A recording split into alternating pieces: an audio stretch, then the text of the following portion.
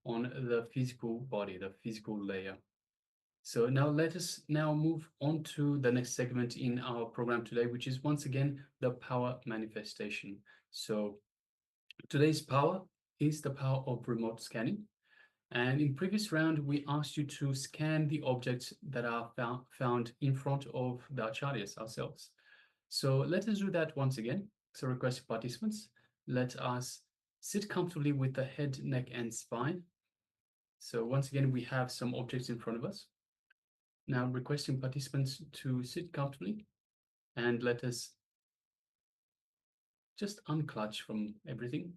Let us take a moment and unclutch from everything. Unclutch from the mind, any thoughts, worries, fears. Unclutch from the outside world.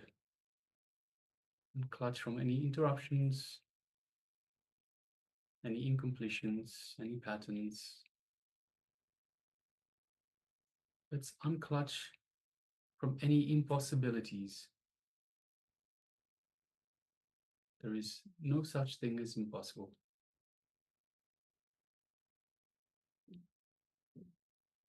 Possible breaks down into I am possible. So let us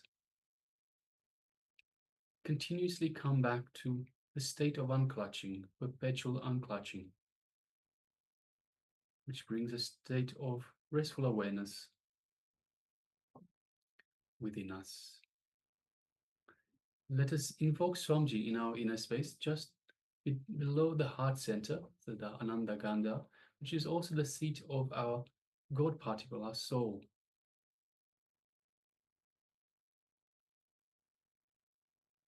And let us feel Swamiji's love and compassion in our inner space.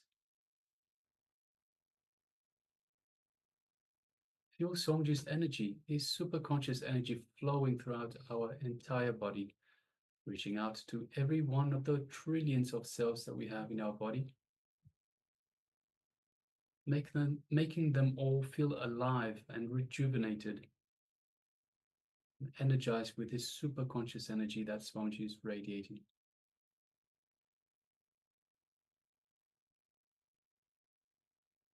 And from this seat of our soul, our God particle, let us feel the space of oneness with Swamiji.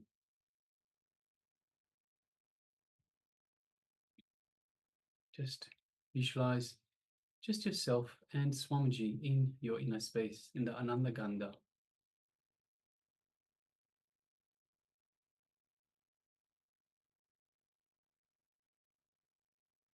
Now let us slowly move our gaze to the third eye, just gently, just like you would gaze at a flower. Gaze at your third eye, looking through the third eye into Swamiji's third eye, creating a connection. And as the connection strengthens, feel the buzz, the energy in your third eye, as your third eye is awakened and energized, activated. Let us start chanting the Mahavakya. Om Nithyananda Paramashivoham. Om Nithyananda Paramashivoham. Om Nithyananda Paramashivoham. And from this space of oneness with Swamiji, from the feeling connection, let us scan through our third eye. Let us manifest this power of remote vision, scanning for the objects that acharyas ourselves have in front of us. Let us now begin.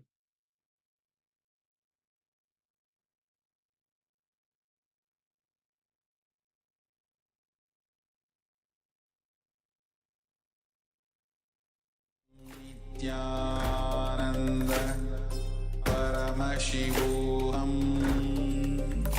Om Nithyananda Paramashivoham. Om Nithyananda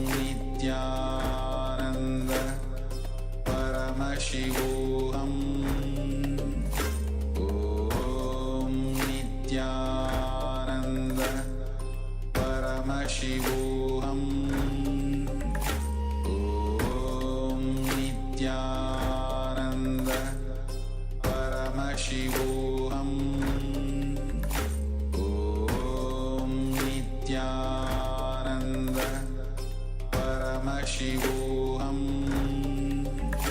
Om Nithyananda Paramashivoham Om Nithyananda Paramashivoham Om Nithyananda Paramashivoham Om Nithyananda Paramashivoham Om Nithyananda Paramashivoham Om Nithyananda Paramashivoham Om Nithyananda Paramashivoham Om Nithyananda Paramashivoham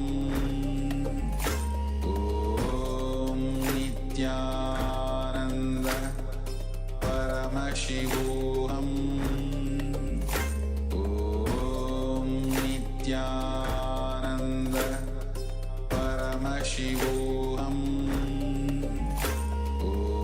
Om Nithyananda Paramashivoham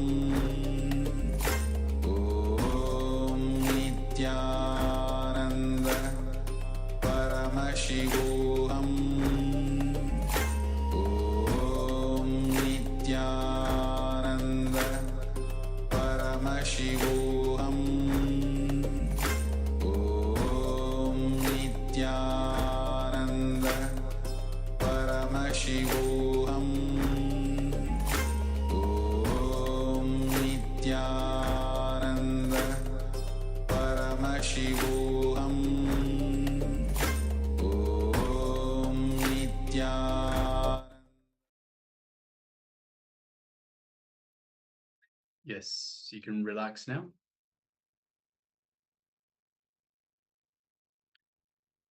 And now just take a moment and share with us what was revealed to you in your third eye. So what are the objects in front of the acharyas? So please go ahead. Yes, so we have Ma Agamapriya that shares pen, paper, book, a metal object, Swamiji's picture, a black square object. Yes, thank you very much for sharing, Ma.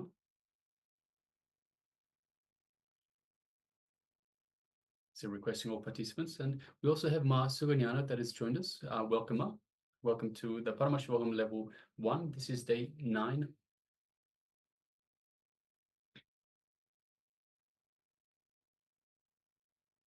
Yes, so just requesting all participants, if you've taken part in this power manifestation.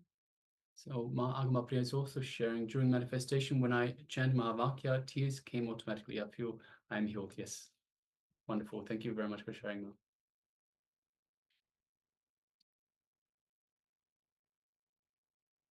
All right. So also requesting all other participants, if you are taking part in this power manifestation, please share what was revealed to you in your third eye. So what are the objects that we have in front of us?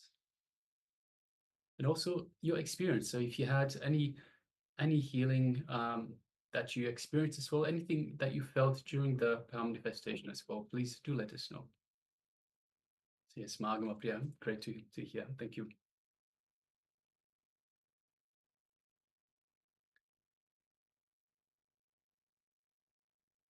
So requesting Ma Anupama, Ma Wei Wen Mei, Nguyen Man, Mark Shu Wei Ping, and we have Ma Suganyana, and I think with iPad we have Ma Ganambananda. If you're there, please requesting everyone to please switch on your cameras and be visible in the camera frame itself, and let us take part in the program itself. All right, so let us review what we have in front of us. So Ma Agamapriya shared pen. So yes, I do have a pen. So this is a green pen that I have in front of me. Paper, I don't have paper. I have some paper to the side, but it's not in front of me. So I do have my notebook that I have with me most of the time. So yes, I do have paper. Book, I don't have a book in front of me. Swamiji's picture, definitely have Swamiji's picture. So I have the Swamiji's Murti that I do puja to every day. So it is nicely in clothing. So yes. Swamiji's picture, a black square object. I do have a laptop in front of me, more grayish in color, so it is square, more grayish in color, but it is a squarish object. And yes, and I also have with me some kumkum. So this is where I keep my kumkum. So yes, so these are the items that I have in front of me. So yes, thank you very much for sharing mine. Congratulations for manifesting this power.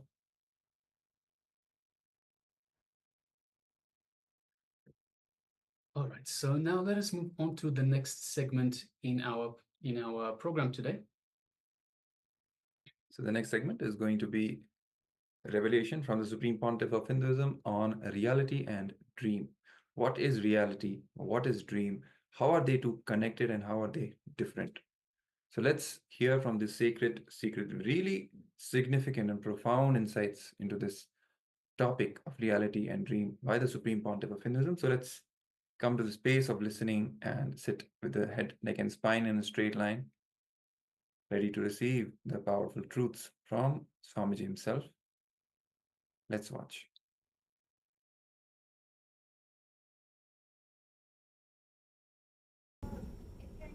Actually, daydreaming is the side effect if the subtle body enters into the physical body.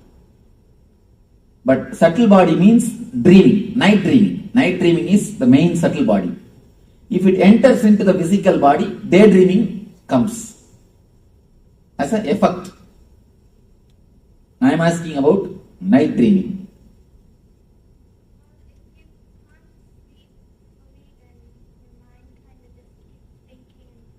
All right. Let's go to Aditi.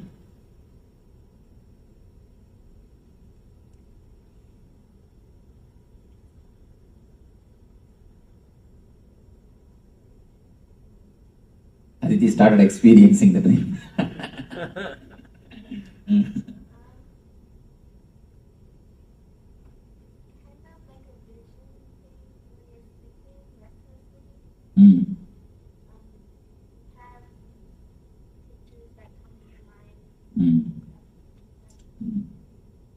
Okay. Stuff means when these kids use the word stuff means that much only I know.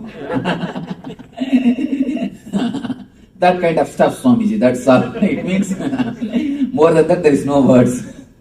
All right, let us go to Manisha. Tell me why dreams are coming.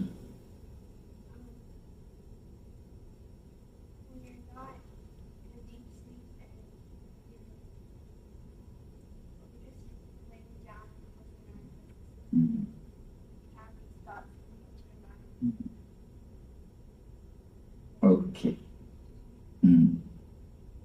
Some more understanding. We will go to number 6. Yes. Can you pronounce your name? Jackie. Jackie. Okay. You mentioned earlier something about a pressure valve, letting off the steam, processing. That's right. Cynthia.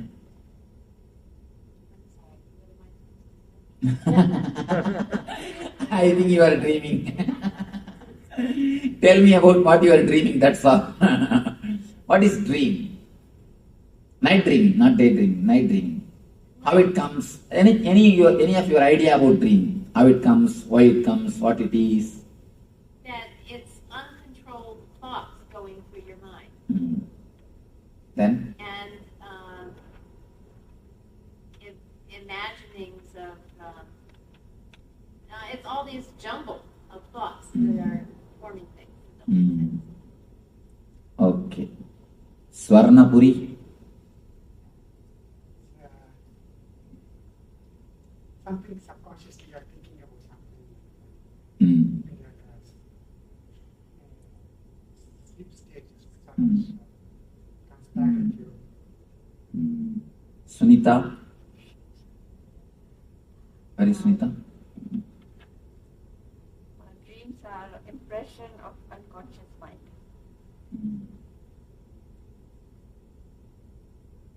Something from Hari. Hari wants to tell something. Oh, No, your hands are raised. dreams for me. Dream for me is almost a carry forward of your conscious stage when you worried, think that's carried on into the dreams majority of the time. But a lot of times, sometimes I also think dreams are kind of guiding you or giving you a very important message if you want to understand. I told you that whenever you receive messages, it is a vision. If you can remember in 4 color, it's a message for you. It's a vision for you. If you remember by 2 color, it is a dream. What is 4 color meaning? When you get up, morning when you get up, and try to remember the dream, what you saw. If you remember vividly, including the colors. If you, for example, if you have seen the wall, are you able to remember the paint color? If you see a person, are you able to remember the dress color? If you have seen some animal, are you able to remember the color of the animal? If you are able to remember all those things, then be very clear, it is not from subconscious, it is from superconscious. Because anything from subconscious is 2 color. And one more thing you need to understand, animals cannot recognize color except this color. Animals cannot recognize except this color. That's why in bullfight they put this red clothes. This is the only color they can recognize. All other things they can see only as a black and white. When you are in unconscious also, you can recognize only this color. No other color you can recognize. But if you recognize only this color, don't think you are having vision. If you can recognize all the 4 colors, all the different colors, then be sure it's a vision. If you are not able to recognize 4 colors, never bother about the dream. That dream is no value. It has no value in your life. Now, what is exactly dreams? I am talking about the dreams which are 2 colors, not 4 colors. Tell me about the 2 color dreams. I experienced it long time ago. When I was carrying something, 3rd month, I saw Nagaraj long time around the morning, 4 o'clock. So you saw in the 4 color? No. Black and white. Then it has no value. Then it has no value. What I am telling, tell me why and what is your idea, insight about the dreams?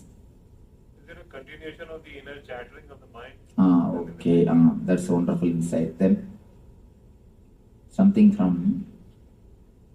Sometimes your happiness or your sorrow or something comes as a dream. That also comes. Whatever bothers you in the day. That always Whatever you bother in the daytime, that also jumps on you in the night time. That's one more thing.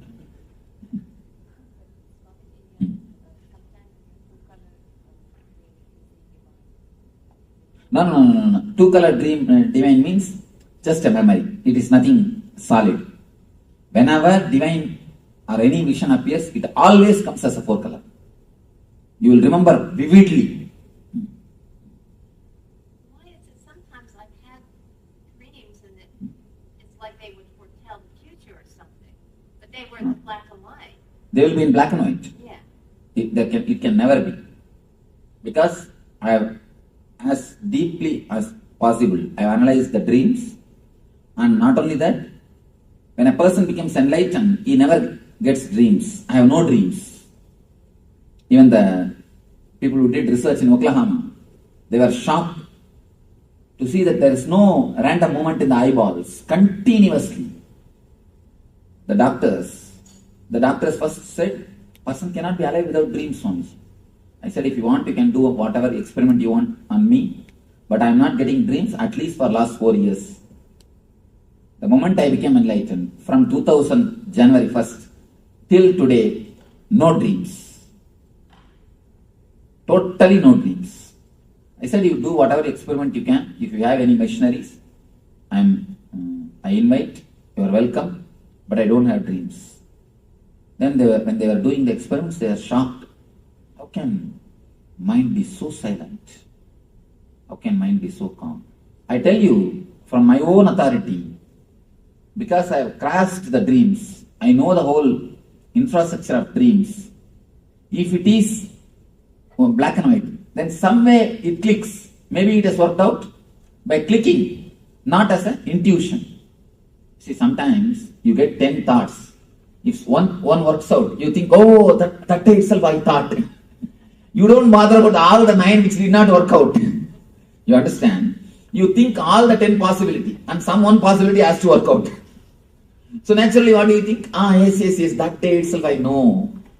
You imagine all the 10 possibility, and if one works out, you connect that with that which worked out, and you say, oh, I had the dream. No.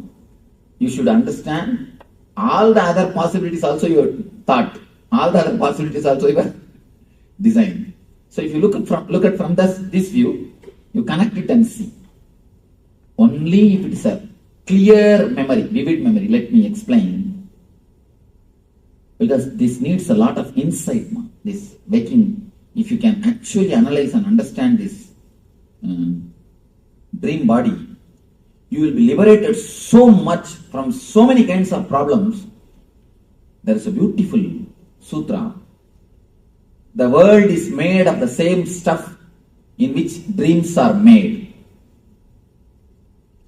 If you understand, the moment you understand the dream, the reality is dream, you will get the power to make your dreams into reality.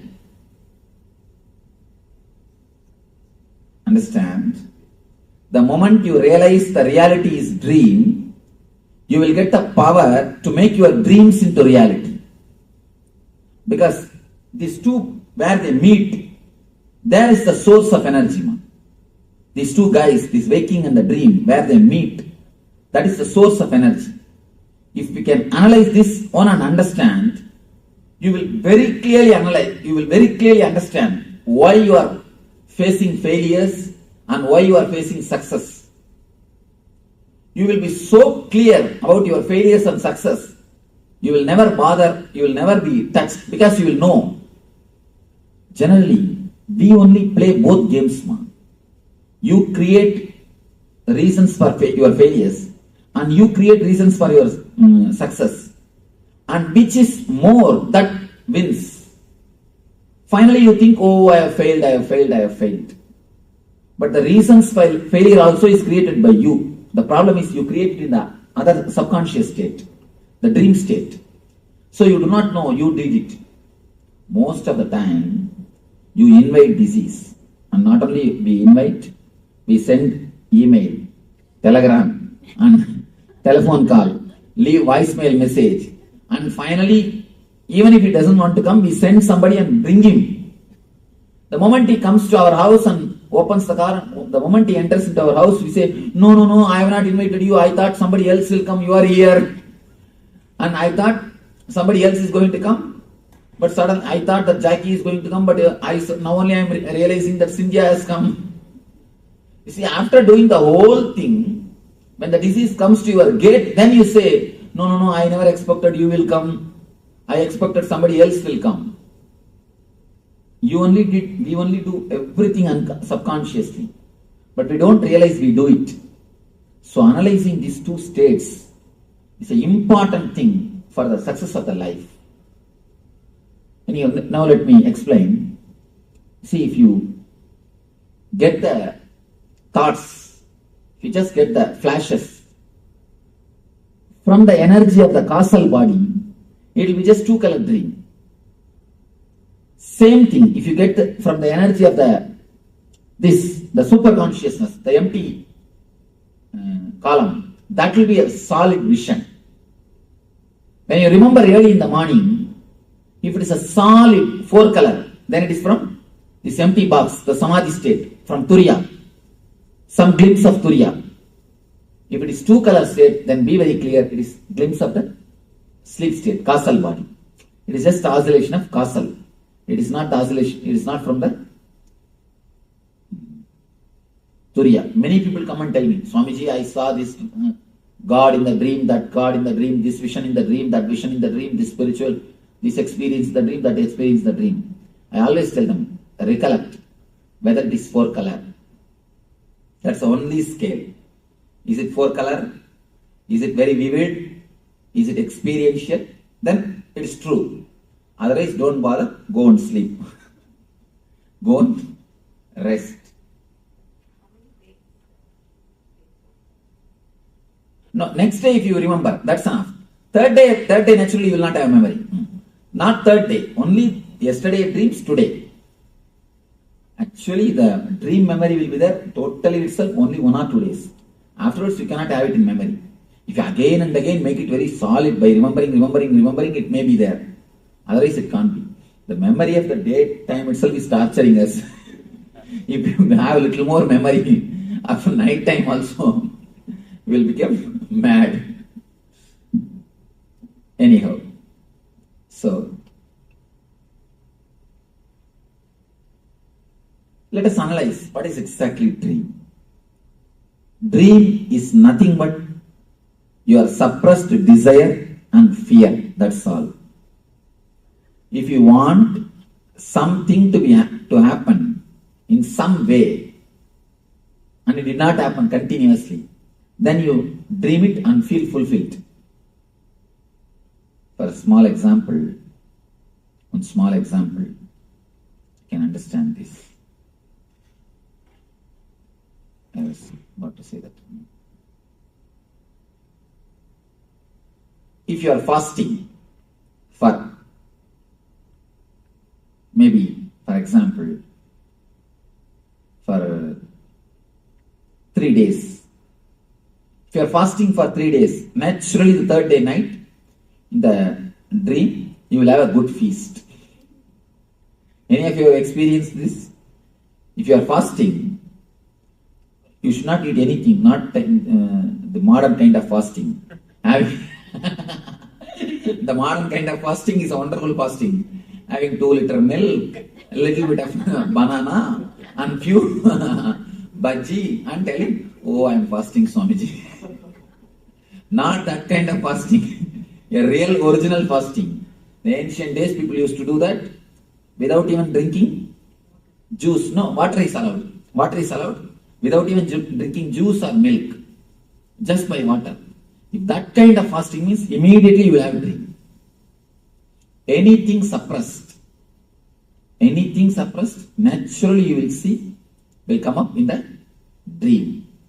All the suppressions will come up in the dream. The same way, if you don't want something to happen, the desire means you want something to happen. If you don't want something to happen, you never wanted that you should fall sick before going to exam. But I have heard from many people, even after they become 40, 50, they get dreams that they are sick and exam is there. That they are sick, they are missing the exams. They have forgotten the exam. Even after 30, 40. If you don't want something to happen, some accident, and you don't want somebody to appear in front of you, you don't want somebody to know some secret of your life, you will see in the dream that as if that person came to know, and as if that person saw you, you will be meeting him, you will start experiencing everything in the dream. You will start experiencing the whole thing in the dream. Few basic understanding. Whenever you wanted something and you are not able to, whenever you do not want something, but the memory is there. See, you do not want something to happen means, again the memory is there, you are fighting with that memory, that's all. That memory which you are fighting naturally will go more deeper and deeper. It's like there is a ripple in the lake. You go by boat to silence the ripple. Can you silence? Can you silence the waves of a lake by going by boat? When you go and try to fight with the waves, you will create only more ways. Same way, if you hate or if you are afraid of something, you will be creating only more and more deeper waves, more and more complications. When you create complications, naturally you suppress the whole thing. And they come up in the dreams. They come up in the dreams. 4 major levels of desires. I want you to understand. 4 major levels of desires, which continuously comes up in the dream. There is no need to control the desire. The main problem, the very word desires creates attract feeling in our being. We always wanted to control. Either you run behind the desire madly, or you suppress the desire totally. Either you run behind or suppress. You never use the desire as energy. Desire is actually energy. The main problem in our being is a simple understanding about desire can solve the heart problem. You may think, what all the stories you are telling, Swamiji? The whole heart problem, whenever you have any problem in this region, it is nothing but too much of desire suppressing you, too much of the demands being put on you. That's all, nothing else. The things are loaded on your being beyond your capacity, and nobody else loads it. You just take it.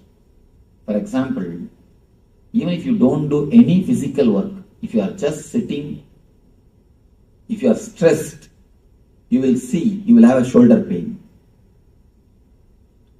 There is no need for you to do any physical work. You are sitting, you are stressed, nothing else. You are just stressed, too much of thinking. You will have a shoulder pain. Any of you have experienced this? You will have a shoulder pain. There are few emotions, just by the very understanding itself will heal you. You don't need to do anything else. The very simple understanding. For example, the moment you understand you are dreaming, you will be out of dream. The moment you understand you are dreaming, you will be out of dream.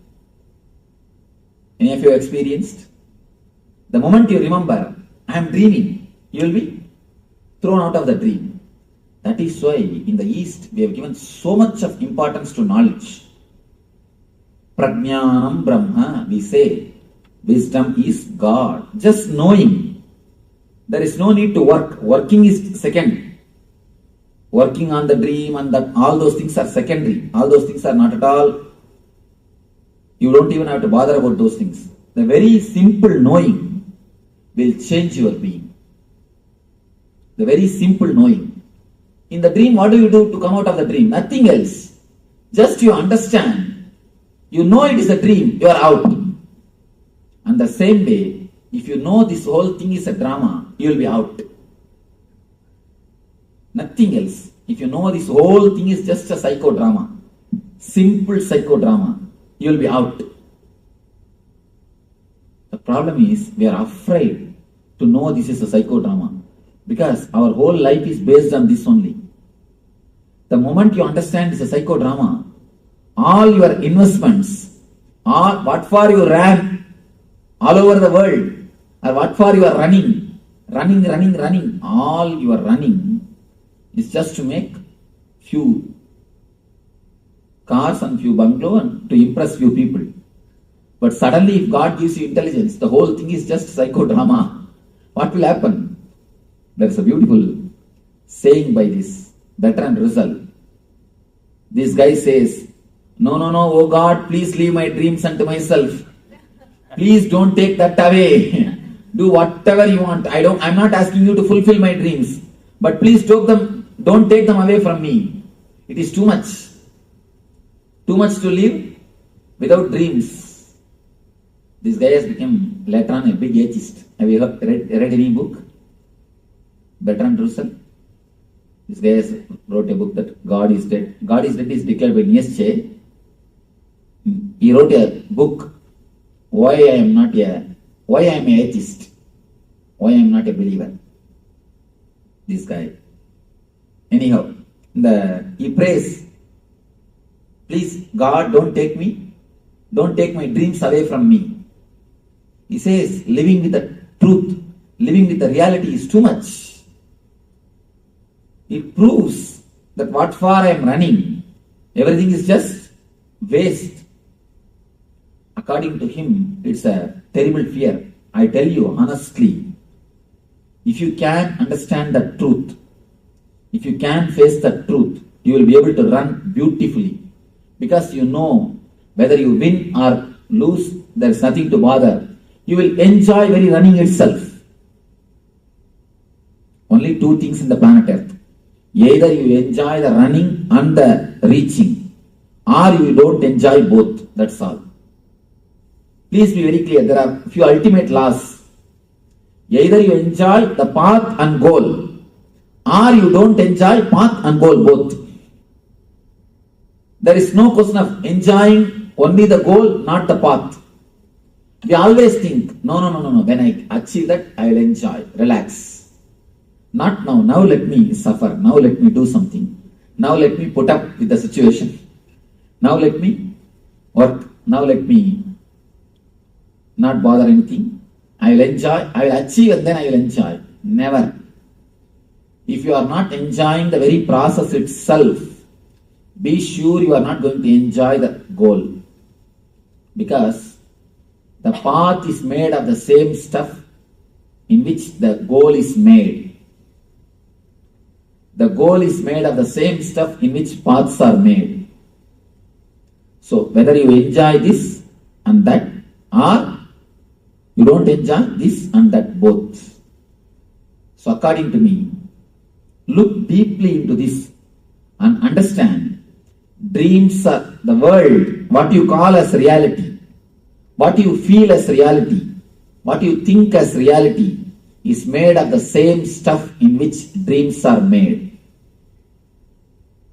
One small story from Ramakrishna.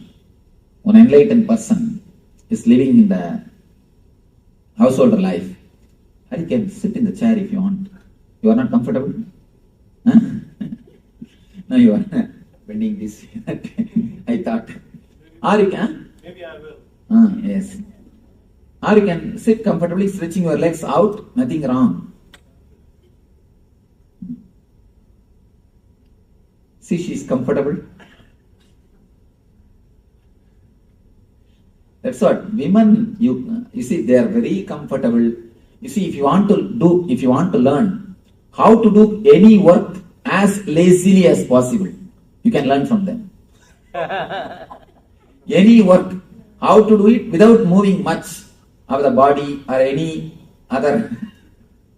Because they have to handle too many things now. They have to handle too many things.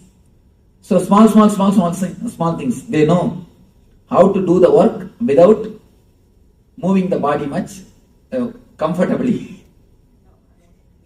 They have expertise in moving their husband's body. So you don't agree with that? It means get some ladies and take training. See, actually it's intelligence. One thing, not doing work only is wrong. Doing work with a maximum laziness is intelligence. Means what? You are finding techniques, method to do the things very right way without taking much struggle, without struggling much, without taking too much stress on you. It's an intelligence. I am praising you, ma. Maybe it's a concentration. We concentrate a lot of the efficiency. You see, only when you concentrate on some work, you will find new techniques. How can this be done with maximum laziness? How can this be done without moving the body much? Without moving, without taking much struggles. That can happen only when you concentrate. So I am in a way praising you. Don't worry. It's not laziness. That is not laziness. Then what are the names you want to give? Well, how can you do it in the least amount of time or things like that. But it's not laziness. You see, you can say it in polite, beautiful terms. All right. You can decorate with all polite, beautiful terms. But Because I am that type of guy. I never move my body and just sit. You can see in my room, I'll be just sitting and doing the whole thing. I'll have my books nearby. Everything will be very near. Nothing will be too long because I won't even move the body too much. Because I am like this type of person, I know you can use it better terms, but it's nothing but a laziness with intelligence. All right. This small story I was telling, one grihi, householder but enlightened person. Suddenly he lost his son. He was not weeping at all. The whole family was weeping and wailing and crying. His wife started yelling at him. You fool, you have no brain, you have no sensitivity, you have no compassion, your son is dead, you are not weeping. Then he said, of course, little difficult to feel this is practical, but it is practical. He says, of course, don't think I am not feeling, I am feeling. Don't think I am not feeling compassionate, I'm insensitive, I am feeling, but I am worrying. Yesterday night in dreams, in my dream I had 7 sons. I lost all of them when I woke up. Should I cry for them or cry for this one son? That is what I am thinking. There's one more small story in Zen Buddhism. This will give you much deeper insight. One Zen master, early morning he woke up from his bed and started weeping, started crying. All disciples gathered, "Arey, you are an enlightened man, why are you weeping? What happened? You are not supposed to cry. What happened?" He said, no, I dreamt as if I have become butterfly. This guy said, what is there? It's ordinary dream. Now you are all right. You are out. Why should you weep for that? This guy says, no. I do not know whether I dreamt I have become butterfly or that butterfly is dreaming now it has become a master. I do not know what is happening. Whether I dreamt that I have become butterfly or that butterfly is dreaming that it has become me. How to find out? Tell me, what is the scale? How to find out? Cynthia, tell me. Answer this question. Now we are going to have a good time. Tell me, now I give you a theory. I propose a hypothesis that the conversation which is happening between you and me, you attending SSP is a dream, I say. What do you see about? How can you reject? How can you fool this? How can you prove that this theory is wrong? I can't prove it's wrong. You are really intelligent. You escaped. Anybody else? Any argument? Because you are seeing in 4 colors, how can you say this is not reality? When you see the dream, what do you say? What do you feel? No, you asked that, how can you say this is not reality, right? Right now what's happening? When you see a dream also, you see only in 4 colors. You won't remember when you come to this state. When you see it only in the 4 color. Then how can you say that's not reality?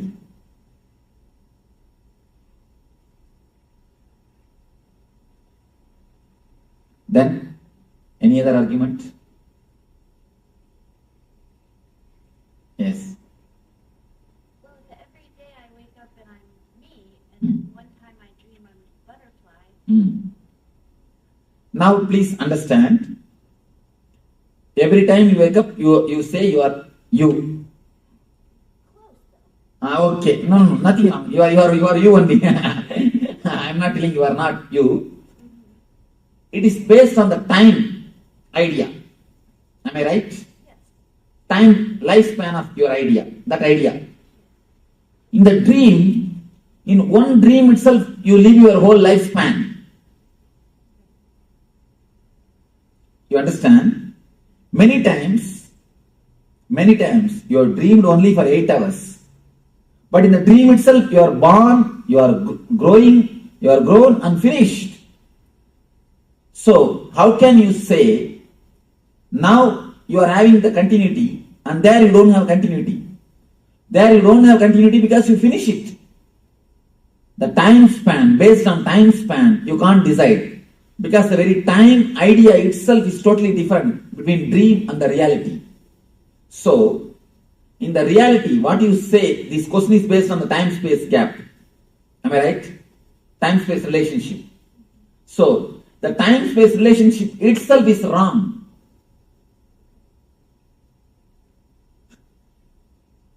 The same thing if you are near a person who is headache for you, who continuously tortures you, with whom you don't feel happy, comfortable. Even half an hour will look like a eternity, long time. Why? It is intensity of thought which makes you really feel the time.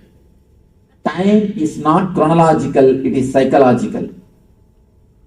So when you are in the dream state, the number of thoughts is too much. The frequency of thoughts are much more higher than the frequency of your being. That is why your eye is just flooded by thoughts. Your eye, that is why I say, in that state you don't have eye. Your eye is just flooded by thoughts. The frequency of thoughts is too much. Your eye disappears. Your eye is flooded. You don't have control. Now, the dream is too much of thoughts. That is why you feel long time is happening. Here, you feel one amount of time. So, time is going on. In little higher consciousness, time, you see, even if it is thousands of years, you will not feel the time has gone because the number of thoughts is less. That is why we always say, Devatas have got different calendar. For us, if it is 1000 years, for them it is only one day. For us, if it is a yuga, for them it is only one day. It is the space in which you live. There you have a different time. Which space you are living, there, that time you are enjoying. So based on the time-space concept, you cannot say this is not dream. Next question. And there is a important thing in the Vedanta, they say that by Upanishads, if you just understand the avastatraya means the 3 states, you are liberated, nothing else. You are liberated from all the pains and sufferings if you just understand these 3 concepts deeply, clearly, intellectually, just intellectually. I am not telling about anything. You don't have to become enlightened. The very clear intellectual understanding about these 3 states will liberate you from pains and sufferings. Any other? Why you are laughing? No, actually, I know why you are not able to believe what I say. No, why you not only you must be able to believe, you must be able to really feel it. Why we are not able to feel, the understanding never goes deeper level. The understanding is never taken sincerely. That is the reason. For example, people come and tell me, Swamiji, I know smoking is wrong, but I am not able to drop. But do you say, I know touching the fire will burn me, but I am not able to stop? No. You don't say that. This you understand, but that you don't understand totally. Yeah. This you know solid way, that you don't understand it. Unless that person gets cancer, even if he gets, he justifies. Maybe this, maybe that, maybe because of that, maybe because of this. As if all the people who don't smoke, they don't get cancer or what. Some logic. You have some logic. You have some misunderstanding. That is the reason you say, I know smoking is wrong, but I am not able to drop. Means with full consciousness, you never understood. Now you understand with full consciousness. All these days, if you are not liberated, please be very clear. There are many people who come and tell me, no, Swamiji, I read enough of books about this Avastatraya. I read so many books about this Vedanta philosophy. I am not liberated. Means what? There is some gap in your understanding. If you say that, there is some gap. Now, put your whole effort to understand it clearly and have the courage to go behind this truth. You will see it will be liberated. Liberation is not such a big task as we think, These guys have made it so difficult because they want to have monopoly. Now really I tell you, these few guys want to have monopoly because of the 2-3 reasons. One is the particular community. Second thing, just to have the prestige from the society. Because of these few things, the concept of liberation has become too complicated, man. Otherwise, you think the concept of liberation is too complicated. How can liberation be complicated if it is your nature? If it is not your nature, it is not worth achieving. Forget about it. If it is your nature, why should you achieve? It is your svabhava. It is just a small nut. That's what I am telling you. Enlightenment is not achieved by any big techniques, tapas, meditation. It is just a knack of understanding and living the life. That's all. Enlightenment is a simple knack of using your mind, using your understanding and intelligence in your life. That's all. This intelligence, this understanding, if it can clearly go into your being, if you can clearly analyze only one thing, only one important thing, you should spell out all your doubts. Only when you spell out all your doubts, only when you express all your doubts, it can be cleared. If you are lazy, no, who will ask all these questions? All right, the Swami says means it must be true only, let us leave it. If you are too lazy to spell out your questions, or if you are too bored, all right, who wants all these things? Leave it, Swamiji. Let us go to next subject. If you are too lazy to spell out, or too lethargic to understand, then you have a problem. If you really sincerely look into it. Not lethargic, I think it's the understanding power is not there. No, ma, there is no need to say understanding power. See, understanding power means whatever words I utter, have understanding of dictionary meaning. That's enough. There is no need to go for any metaphysical understanding. That's what I'm saying. There is, you see one thing, don't be afraid at all that there is some metaphysical meaning for my words. I am not talking in any metaphysical terms. Do you understand? You see how straight I am simply opening the things. I am cutting the things clearly. Just understand my words based on Oxford Dictionary. That is enough. Dictionary meaning, not metaphysical meaning. Dictionary meaning is more than enough to give you the intelligence. Where you are stuck, where you are not able to understand, just open up. Put me the question. That's what I wanted. That's what I wanted. See, somewhere if you are locked, somewhere if it is not clicking, that's why in the Vedanta they say, Upanishad means sitting with master, that's all. Nothing else. Just sit with master, express the questions and get the replies, that is enough. You are out of pain. See, 90% of our pains are not physical, they are emotional and psychological. And not only that, there's a thick layer of pain in your being. The thick layer of pain invites more pain. Unconsciously, you do such a kind of activities, you do this kind of deeds, which creates pain for you and which invites pain for others. No, Swamiji, nobody invites the disease or the pain for themselves. When it's there, we recognize it and say, I have a disease. One simple thing, ma. Nobody invites cancer. But if they continue to smoke, what it means? There are some other cancers that doesn't come with the smoking. But those we don't invite them, they come to you. There are many diseases, ma. We may not directly invite. Our food habits invites. That's right. Our food habits are inviting. Our sleeping habits invite. But food habits, sleeping habits, whose habits, ma? Those are the habits that somebody made it to us. That is what now I am telling. Now it is time for maybe us to. My mom fed me that, and my mom made me to sleep that time. That is what now I am telling. Now it is time to liberate ourselves and create our own setup, our own understanding for ourselves. May not be. You may think it is too late. There is nothing too late.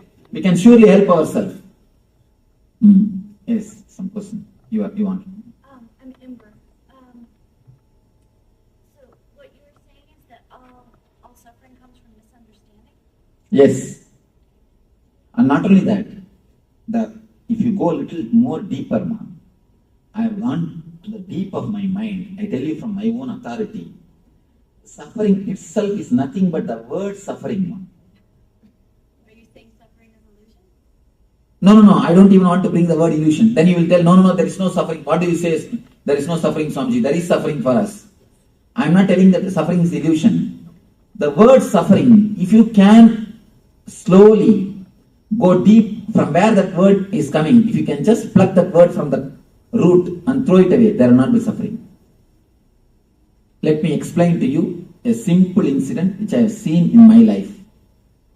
I was staying in a place called Amarkantak in Madhya Pradesh with the tribals, with the tribal villages, and who doesn't know anything about humanity or anything about civilization. They do not know something like civilization exists on the planet Earth. They have never seen anything of civilization. I was living with them. When I was walking, I went to that forest and I was living with them. They are not cannibals. That's why I am here. There's a small story about the cannibals. The South African cannibals, president of cannibals, wrote a beautiful letter to Pope. Last time you sent 3 missionaries. They are really humble. They are really very good. They are really loving, caring, and very tasty also. So, they are not cannibals. If you can send them some more. They are not cannibals. I was staying with them. One day suddenly, they have a village temple. For the whole village, they have a temple. I was staying in the temple only. One day suddenly, in front of the temple, they made a small hut. And one lady came, pregnant lady. I could see that she will give birth to a child within 2-3 days. She came and entered that hut. After half an hour, I was just sitting there in one corner of the temple. After half an hour, she just walked out with a baby. I was shocked. No pain, no sound, no medicine, no assistant, no help. She just walked out with a baby. And she's just laughing with the baby and she walked out. She has cleaned her body and cleaned the baby's body and she walked out. I was shocked. But how to ask her? So I kept quiet. After a week or 10 days, I was staying there for some more time. Again, they made a hut. Actually, next day itself they removed this old hut. Again they made a hut. One more lady came. She gave birth to a child. Next day, in half an hour, she came out with a child. Now it is too much. I thought I should ask somebody. I asked one guy, what is this? Will they not have pain? No assistance, no help is given? Just pay. What it means? Why? I asked their president. He's little open type. I asked him, what is happening? Why she's not having any pain or no assistance? He said, why pain? Why assistant? This is the way we deliver. She goes and takes care of herself and comes back. Why animals are giving birth like this only? I was shocked. Then, after I became enlightened, I scanned the whole incident. I wanted to understand. I meditated upon that whole incident. I meditated. Actually, in a nearby area only I became enlightened.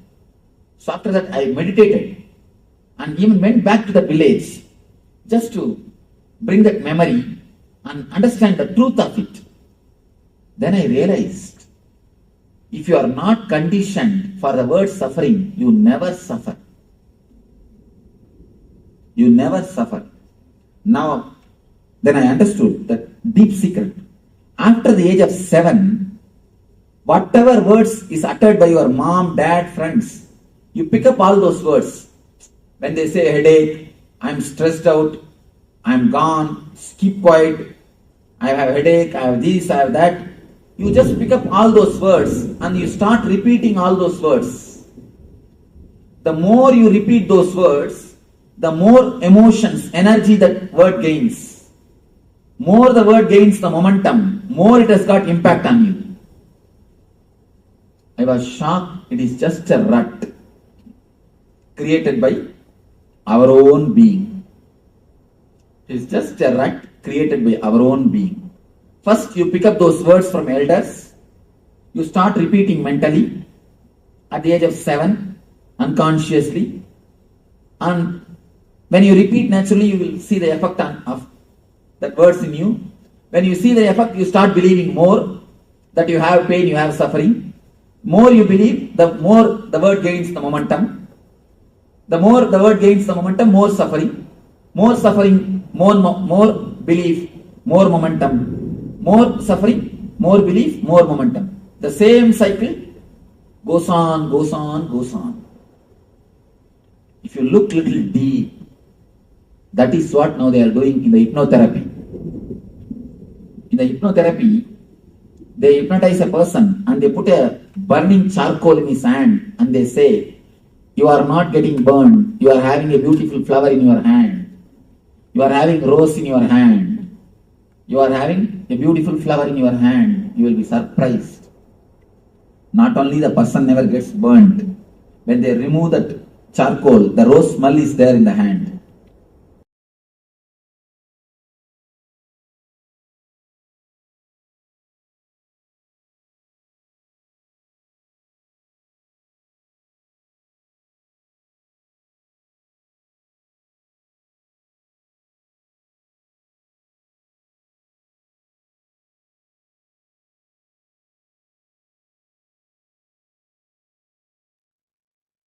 Yes.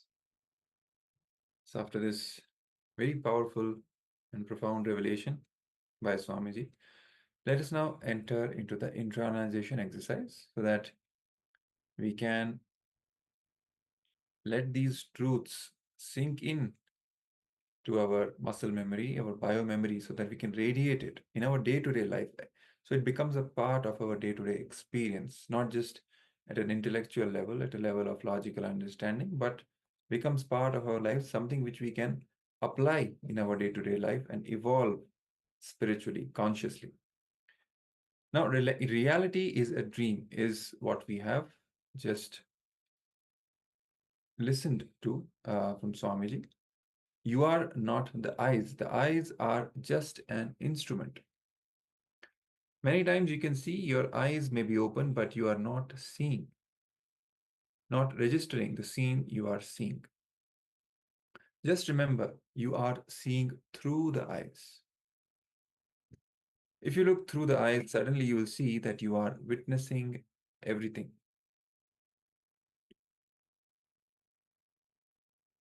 So Swamiji is trying to make us understand that when you step back and realize that you are seeing through the eyes, the whole attention is on the seer, not on the seen. It's just like taking a step back and just witnessing what you are seeing and cognizing that you are seeing through the eyes. You are not the eyes.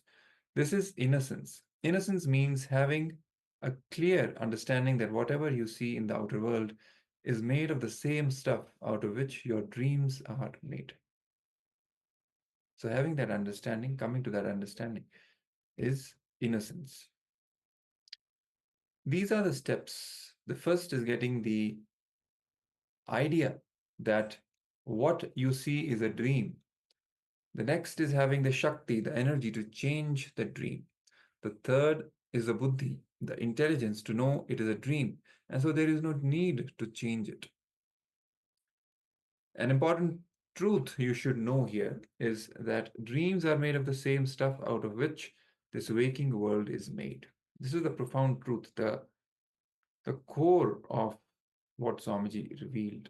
Your dreams are made of the same stuff as what the reality, what you call as the real world, the waking state world is made of.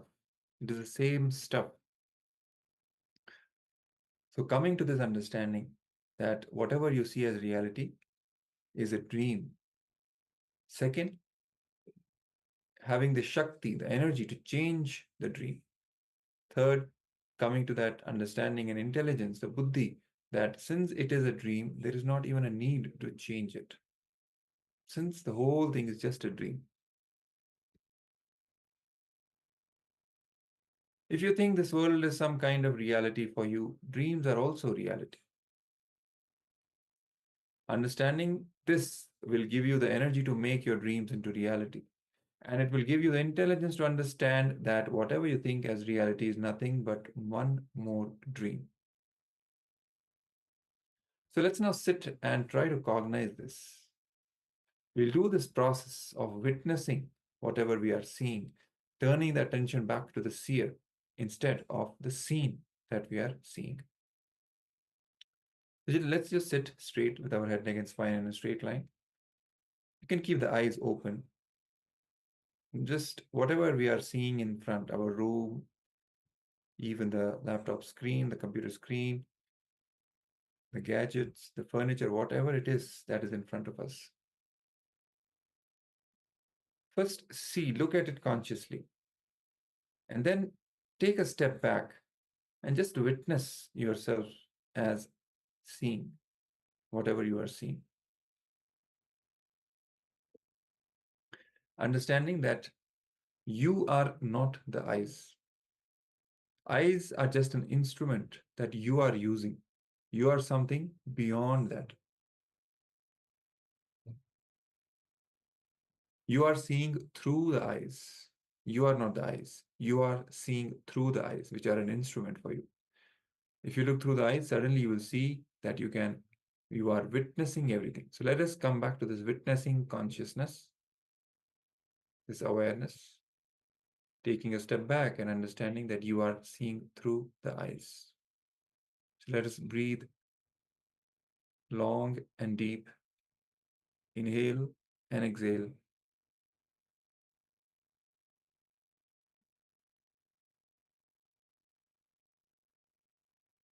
Cognize that whatever you are seeing with your eyes open, you are not the eyes. You are only seeing through the eyes.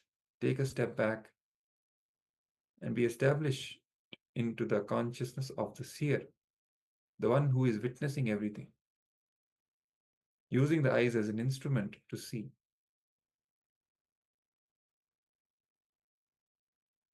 Keep breathing and hold this awareness and this cognition for a few minutes. Let us start.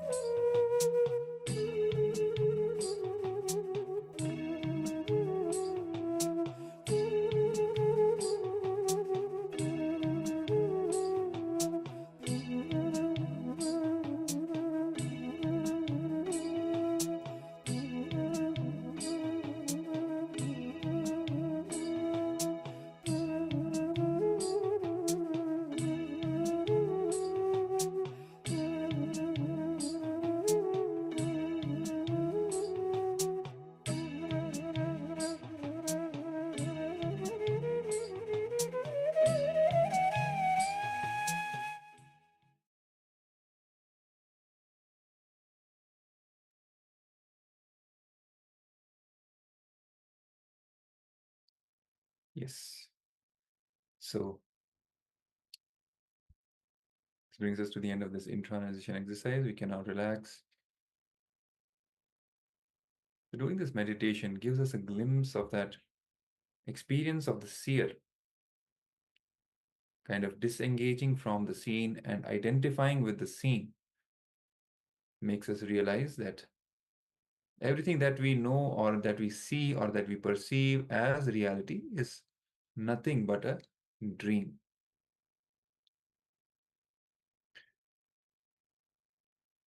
And of course, once that understanding dawns upon us, it not only makes us realize that the reality is a dream, it gives us the energy, the Shakti, the power to change whatever we want to change, since it is just a dream.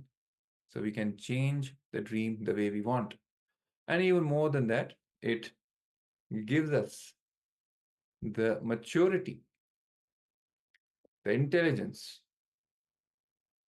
that since everything is just a dream, there is no need to even change it. Just enjoy the play. That is one step beyond the power to change the dream itself. So next, let us move on to the power manifestation.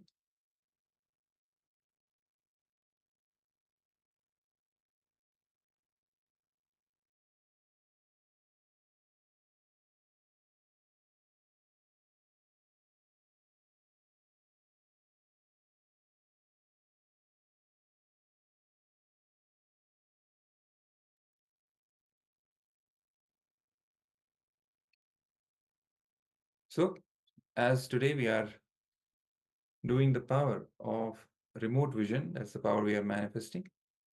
So we request all the participants to again sit relaxed,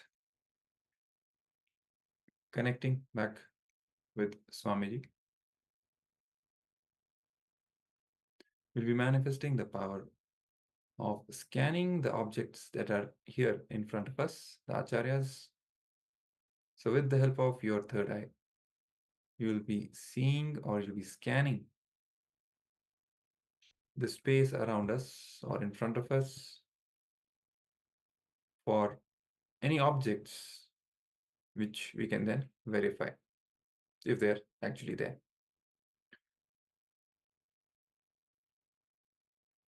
So let's build the space for manifesting this power.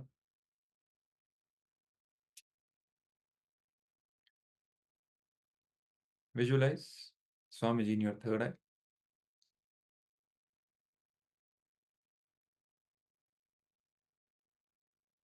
Maintain restful awareness between your two eyebrows, the seat of the third eye. Make sure there is no tension at this place between your two eyebrows. It should be absolutely relaxed, restful awareness, receptive. Should maintain a receptive space where you can download the information, where Swamiji can simply reveal the information to you.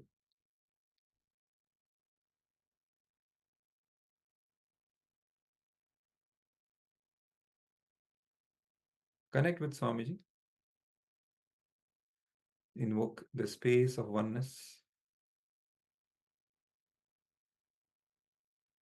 with the Supreme Pontiff of Hinduism, cognizing that you are Bhagwan Sri Nithyananda Paramashivoham himself, you are Swamiji himself. Any other identity that you think you have is just a delusion. Just drop all other identities that you carry. In this moment, you are only Swamiji. Cognize that strongly. The source of your first person, the feeling of I that you have inside, I. What you think or what you recognize as your I. Go to the source of that and cognize Swamiji as the source of your first person. As Swamiji is Paramashiva himself, just rest your identity into him, into his identity. Drop all other identities.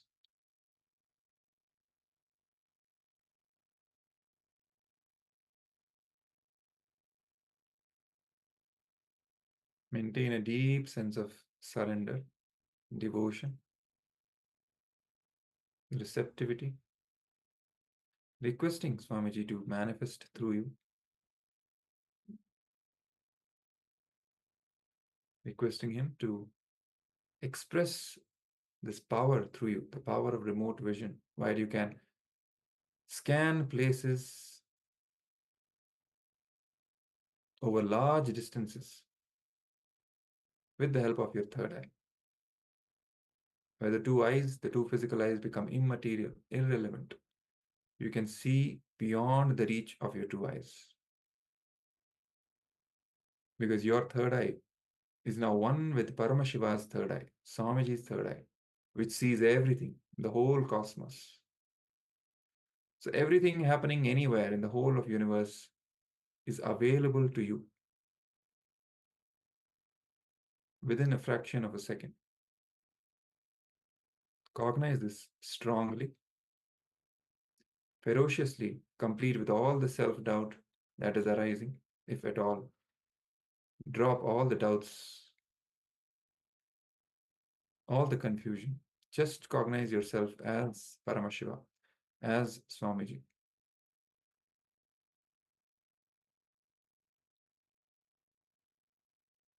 Start chanting the Mahavakya, declaring your oneness with Bhagavan Sri Nithyananda Paramashiva.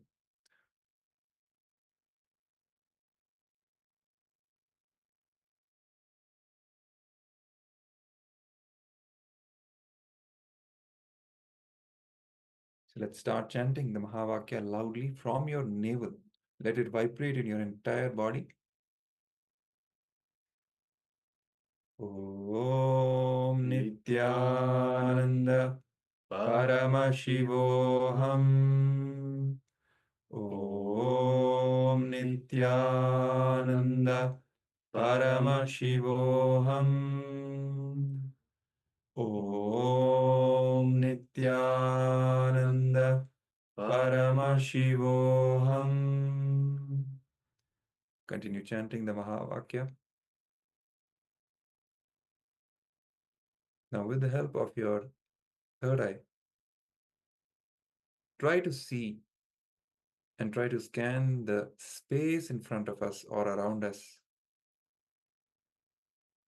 requesting Swamiji to reveal the information about the objects that are present here. And whatever is revealed in your third eye, simply start verbalizing it in that very moment, without any filters, without any judgments. And then you can later on share with us and we will verify. So let us now continue.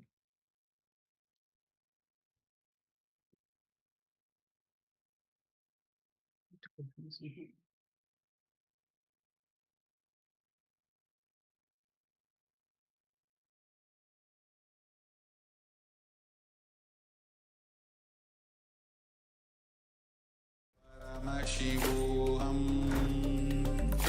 Om Nithyananda Paramashivoham. Om Nithyananda Paramashivoham. Om Nithyananda Paramashivoham. Nithyananda Paramashivoham. Om Nithyananda Paramashivoham. Om Nithyananda Paramashivoham. Om Nithyananda Paramashivoham. Om Nithyananda Paramashivoham. Om Nithyananda Paramashivoham.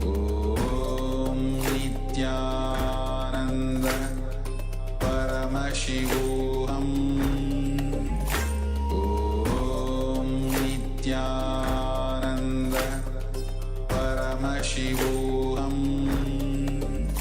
Om Nithyananda Paramashivoham Om Nithyananda Paramashivoham Om Nithyananda Paramashivoham. Yes, you can now relax. So this was once again another power manifestation round of remote vision. So once again, we, the acharyas, have a number of objects in front of us and requested you, the participants, through the power of remote vision, to scan and let us know what we have here in front of us. So please take a moment and let us know what was revealed to you. What did Swamiji show you? What do we have in front of us? So please take a moment and let us know in the chat. So we have Ma Agama Priya that shares pen, Swamiji's book, and linga. Yes, thank you very much for sharing, Ma.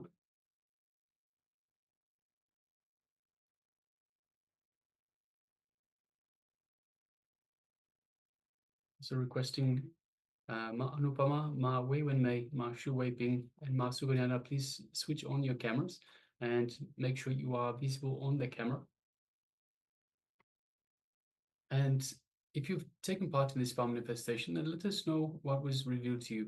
So whether you saw something, whether you have had a revelation, or even if you didn't, if you didn't get to see anything, or you didn't want shown anything, then you can still let us know in the chat.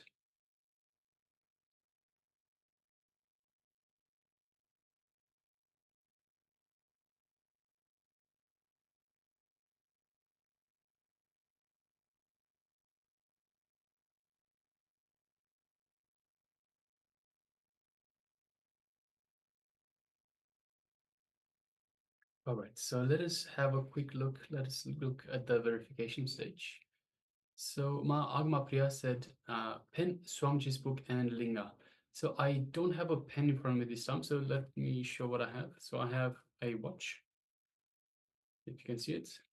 I have the case for my glasses, and I have some earphones. But I do have my Atmalinga, so I carry the Atmalinga with me all the time. So my Atmalinga is just with me next to the Anandagandha region. So I do have the linga with me. So yes, thank you very much for sharing, Ma, and congratulations.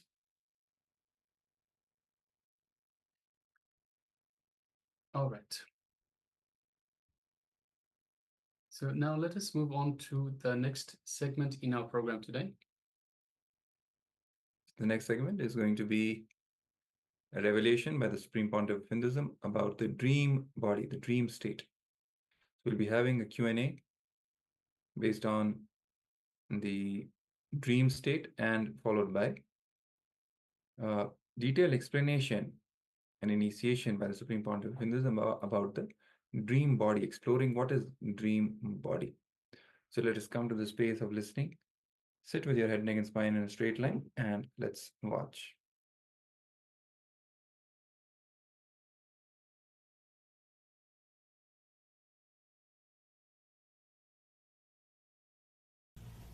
First thing we'll analyze what is dream, how it comes. Dreams come, different kinds of dreams. How, why, any idea? Dream? That's something that you do every night, probably daytime also. Important. Actually, we do it in the daytime also. It's a bit complicated, but I think from my experience, sometimes if you eat certain foods and you go to bed, you have very strange dreams. Or you observe deeply. Even the food is associated with your dream. Please understand what is said is truth. The certain kind of food you will have always the same type of nightmare. That's true.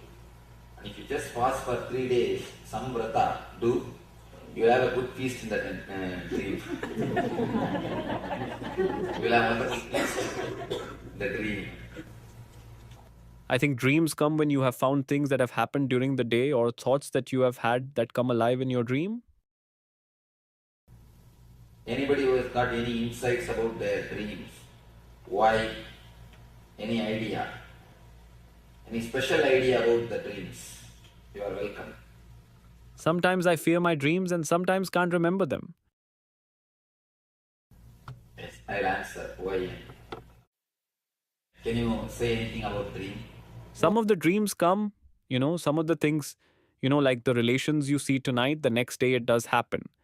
Some of them don't have any meaning and they come and go. And, some of the things they say that it is more basically the subconscious thing, and whatever you are thinking about it will give you, your problems are coming in your dreams. And the other people, some of the things I was reading about this is like a parallel world. It does happen. It's true, and sometimes they don't come true. Some of the things, they don't come true. So I don't know exactly how to interpret these dreams. I think part of the dream is completely what's happening, and part of the dream is I am confessing. Most of the time, dreams come true. Sometimes I have noticed I play all the characters in my dreams and act out things, but I am everybody that is in the dream, and it is me. And other times, I don't know if I'm just partially awake or I will be in the middle of the dream or sort of something will make me wake up and I will say, oh, well, that's not finished. I need to go back, and I'll go back. I will go back into the dream and start doing it again, but then I forget how it ends because I go into a deeper sleep or something. When you remember, I am only playing the character of all the persons in the dream, you will wake up from the dream. Have you observed? Now let us analyze. Dream is nothing but the expression of whatever you suppress. Your suppressed desire and fear. You suppress these two things. Whatever you suppress, when the steam pressure becomes too much, there is a safety valve which automatically opens and steam is released, the pressure is in a manageable limit. Same way, if your suppressions are too much, if you have suppressed the desire and the fear too much, it comes out automatically and gets released. First thing about the dream. Next thing, we are all bothered out to find out right dream or wrong dream. An important thing you need to understand, any dream, if you can remember it with 4 colors, it is not dream, it is a vision. Early morning when you remember, if you can remember in colors, see, this is very subtle technique. When you see the dream, you will always see only in colors. If you can remember the colors clearly, be very clear, it is something related to vision. It is bringing some message. It is the ray of light from superconscious. It is not dream. If you see any divine personalities, master, God, guru, try to remember. If it is in multicolor, then be very clear, it is a vision. But if it is just 2 color or black and white, forget about it. It is nothing to do with vision. It is a usual dream. It is a usual just dream. So what is the purpose of vision? It teaches you? It can teach you, it can bring you intuition, it can give you more clarity or some information about the incident. Anything it can be. Some question. It comes from our own subconscious? If you can remember with 4 color, it is not from subconscious. It is a ray of light from superconscious. If it is just 2 color, when you remember, then it's a subconscious.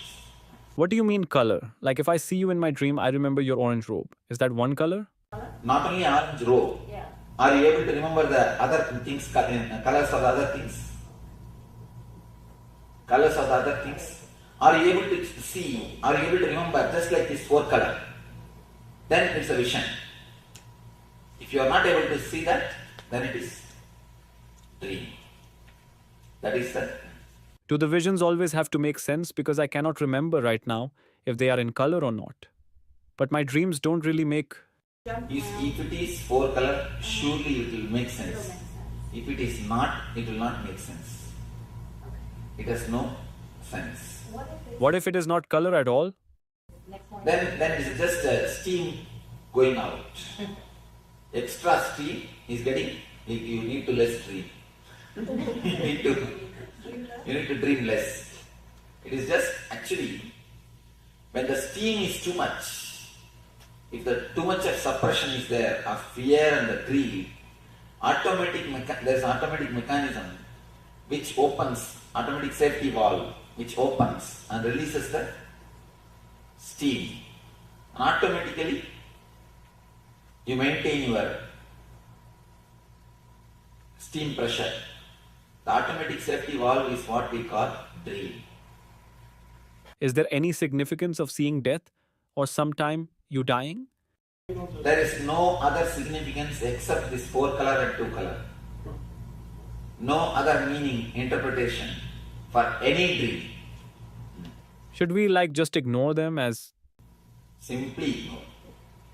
Because people say when your dreams are falling makes some sense or something like...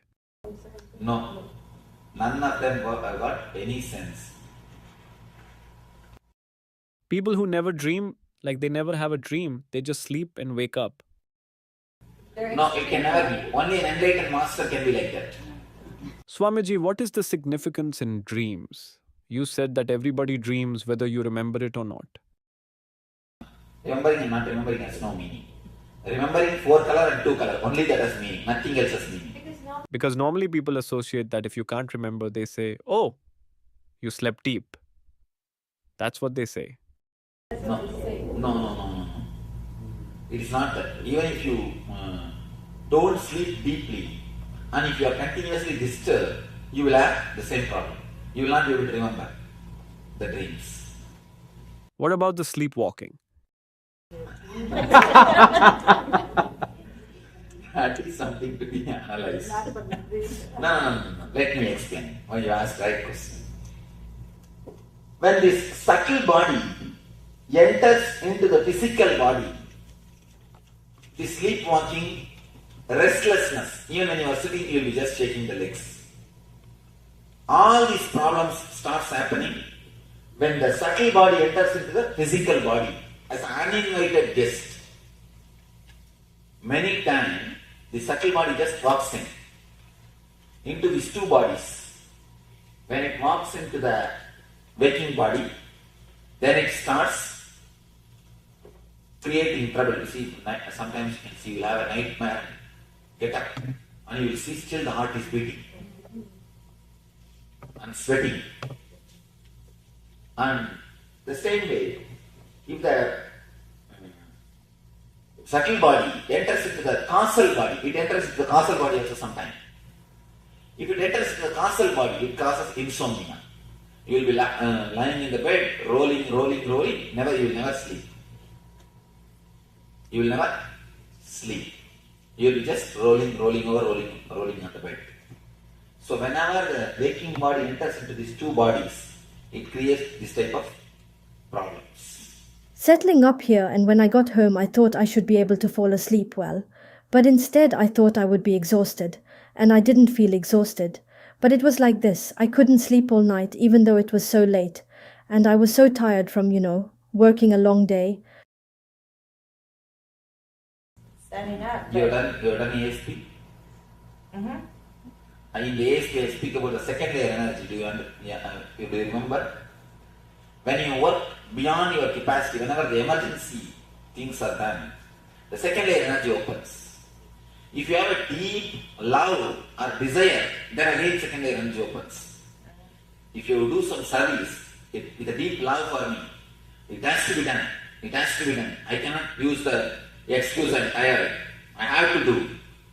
When you have the excuse, oh I'm tired, oh dear, Shanta, Shantipai, I'll come tomorrow, Shanta Reddy, I'll come tomorrow.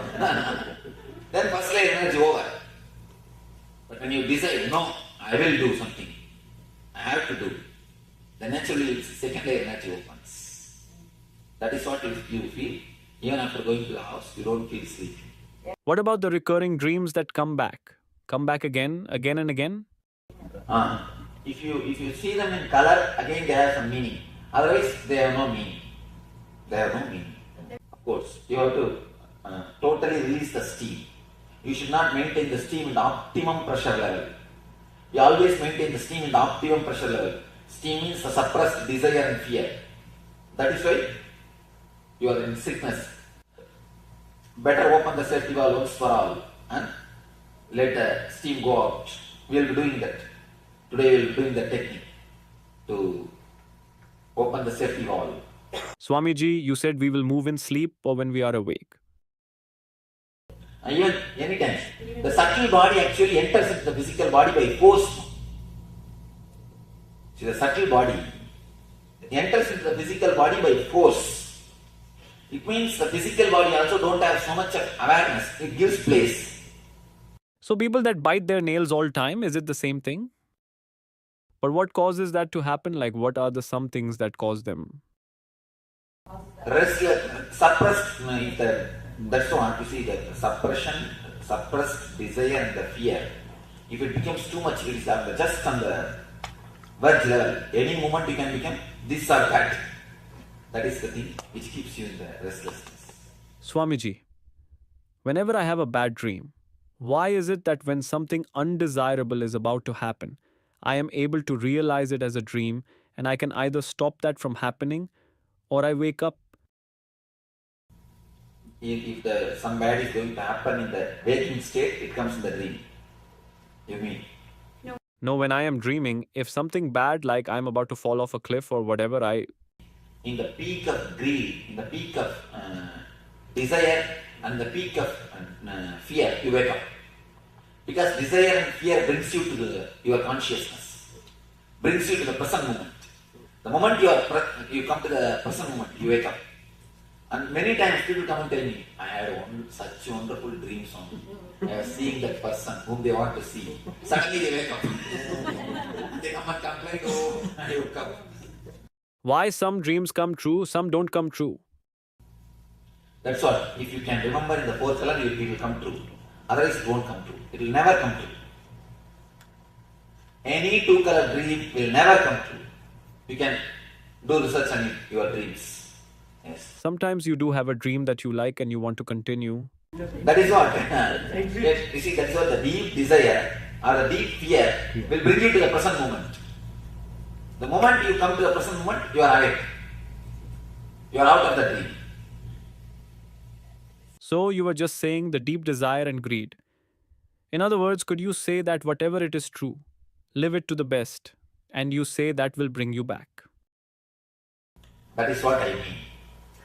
When you live totally, your greed comes to maximum. Then you fall in the present moment. You fall in the present moment. You are out for a single moment. You get a glimpse of the higher consciousness.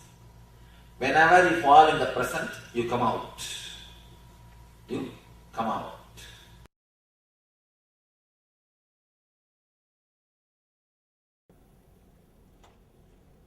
We will enter into the second session, which is related to dream body, which is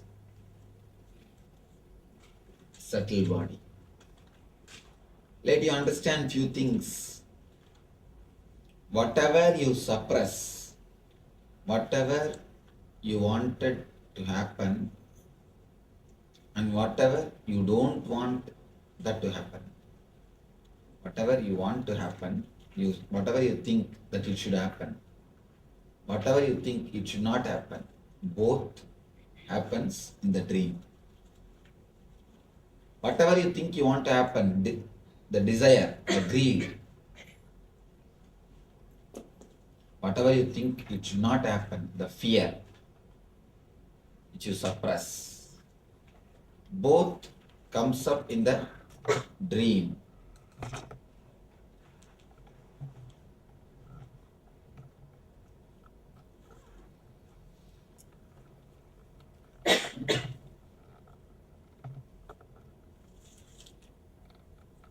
It's like a steam boiler.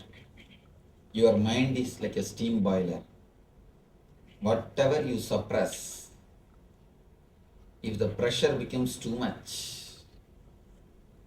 there is a safety valve. That is what we call dream. You just dream and the pressure comes to normal. The moment that the pressure is normal, no more problem, no more dreams, no more fear. You run your life normally.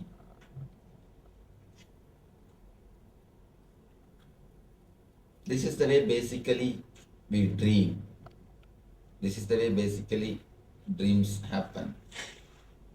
There is one more thing. If just dream comes and goes, there will be no problem. But this dream body doesn't keep quiet. If dream comes only in that time, in a particular time, if your dream body is active and your extra steam or extra pressure is released, as long as that happens, no problem. Things go very smoothly. But it is not that only this happens. Something more happens. There starts the whole trouble. This dream body unnecessarily starts entering into the waking body and deep sleep body. When the dream body unnecessarily enters into the waking body, that is the time you get restlessness. You will be sitting physically in one place, but mentally you will feel deeply restless. It will be moving here and there, here and there, here and there, this side to that side, here and there. Second thing, the deep sleep, the subtle body, when it enters to deep sleep, the causal body, that is the time you get insomnia. You will be lying, but you will not be able to sleep. Continuously, you will be thinking. The other day, I read a quotation in the car. Here all sorts of weird quotations they write in the car.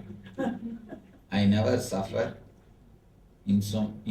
by insomnia because I enjoy every minute of it.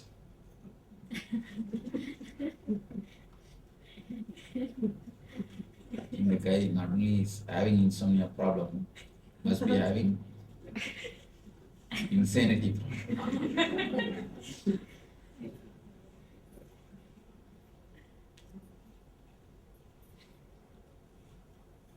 When the dream body enters unnecessarily into the waking body or into the deep sleep body, it creates trouble.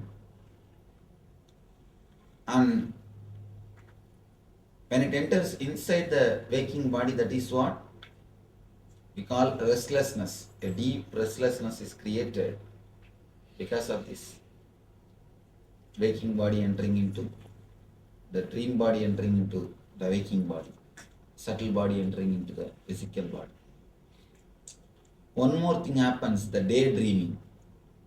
Daydreaming is nothing but subtle body entering into the dream level, subtle body entering into the physical level, physical body. When you are sitting, but your mind will be somewhere wandering, somewhere dreaming, almost as it is now.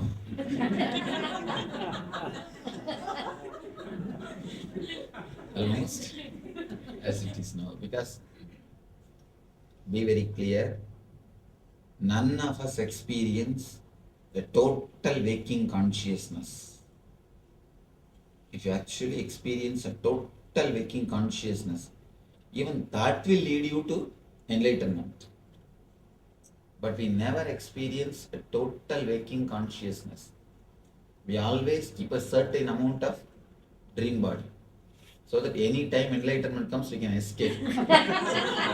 Any time suddenly super consciousness starts happening, we can escape from it. It's like you keep a continuous shield.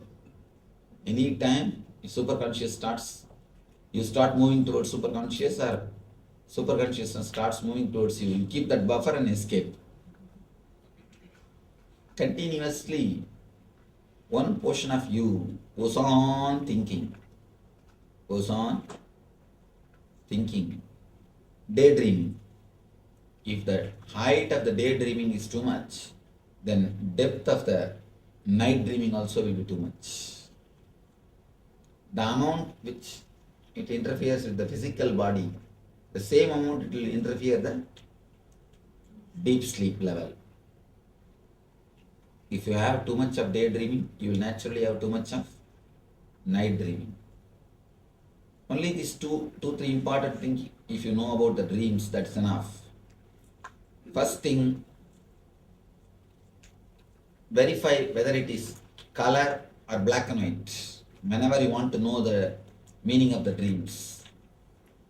If it is 4 color, understand, then it is a dream from superconscious, dream from samadhi, not from conscious or deep sleep. Whenever it is just a 2 color, you don't remember the dream at all. You don't remember anything, just some vague pictures are seen. 2 color, black and white. Then be very clear it is from conscious state, waking state. Whenever it is just words, if you are introvert, you can understand, not even 2 color, just few words will be coming up. You will be dreaming in words. Whenever it is words, it is just from causal body. You need little more sleep, that's all, nothing else. You need little more sleep. Don't bother at all about that type of dreams. These 2 dreams has no base. There is nothing to know, nothing to bother. Only these 4 color dreams has got some meaning in your life. These 4 color dreams has got some vision, some intuition in your life. One more thing. Can we sleep without dream? Yes, we can. And that is one of the healthy way of how to be. If you can sleep without dreaming, you will have a perfect health, not only physically, even mentally.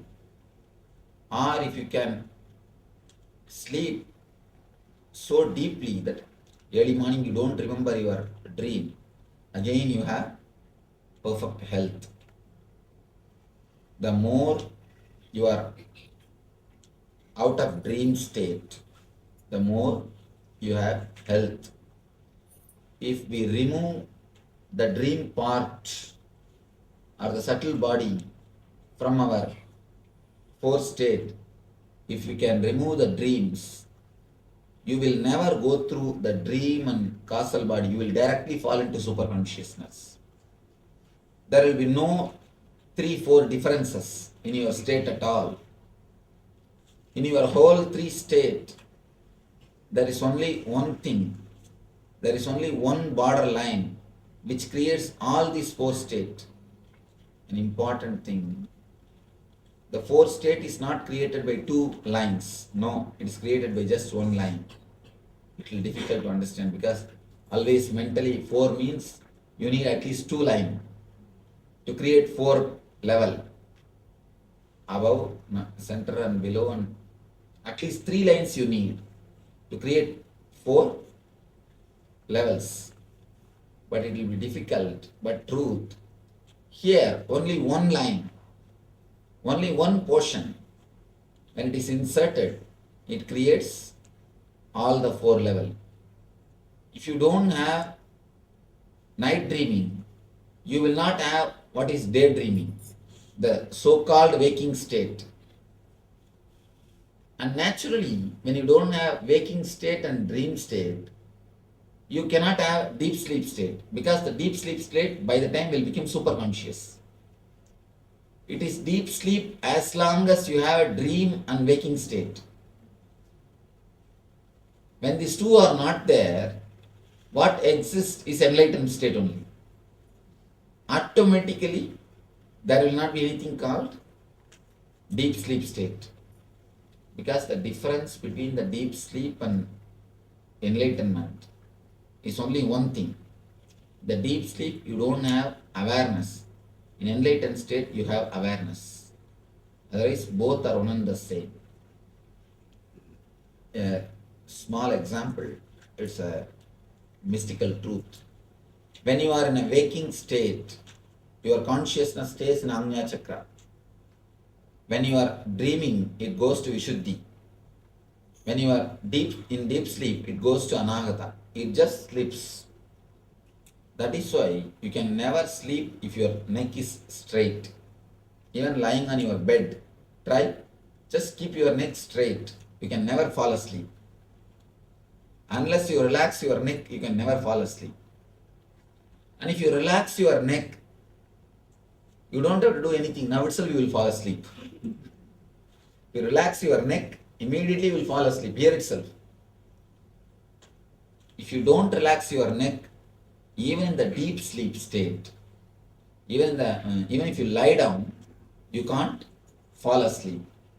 You will not be able to sleep. Deep sleep state, it goes to Anahata. And just a small turn, Anandagandha. This is the area where Anandagandha chakra is there. In the enlightened state or Samadhi state, it goes to Anandagandha. That's all. Very small turn. From here it goes to Anahata, here Anandagandha. That's all. Anandagandha is what we call, of course, if you are a healer, you know what is Anandagandha. It's one space, one chakra, where all the 7 chakras collapse.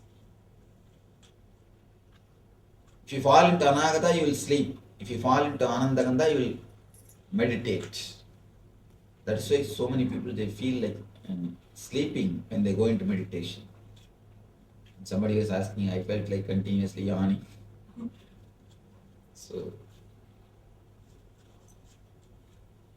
when you travel towards sleep and meditation, sleep and enlightenment, majority distance is same. For example, from here if I go up to the door, majority distance is same. Only 3 steps, if I take that side, I'll go through that gate. If I take this side, I'll go through this gate. Just like that. From here to there, from here to Anahata, the distance is same. If I take 3 steps towards Anahata, I'll fall asleep. If I take 3 steps towards Anandagandha, I'll fall into Samadhi. I'll fall into enlightenment. I'll fall into meditation. There is no much difference. That is why whenever you meditate, you feel like sleeping. Because the root is one and the same. How to go beyond dreams? How to release the pressure?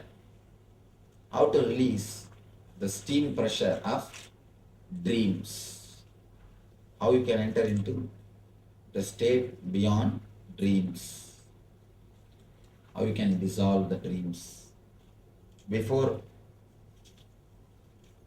entering into the meditation, some questions which I have not answered.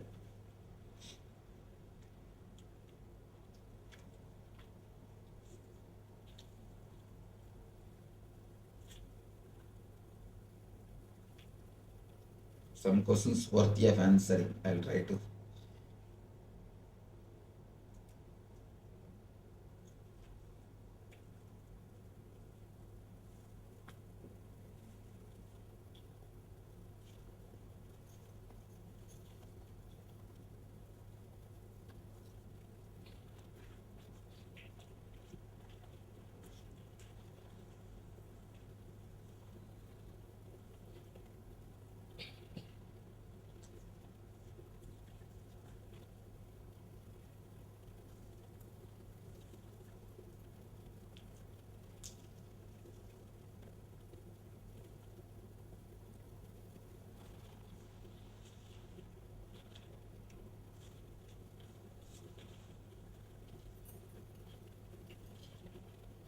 my sense of reality is changing.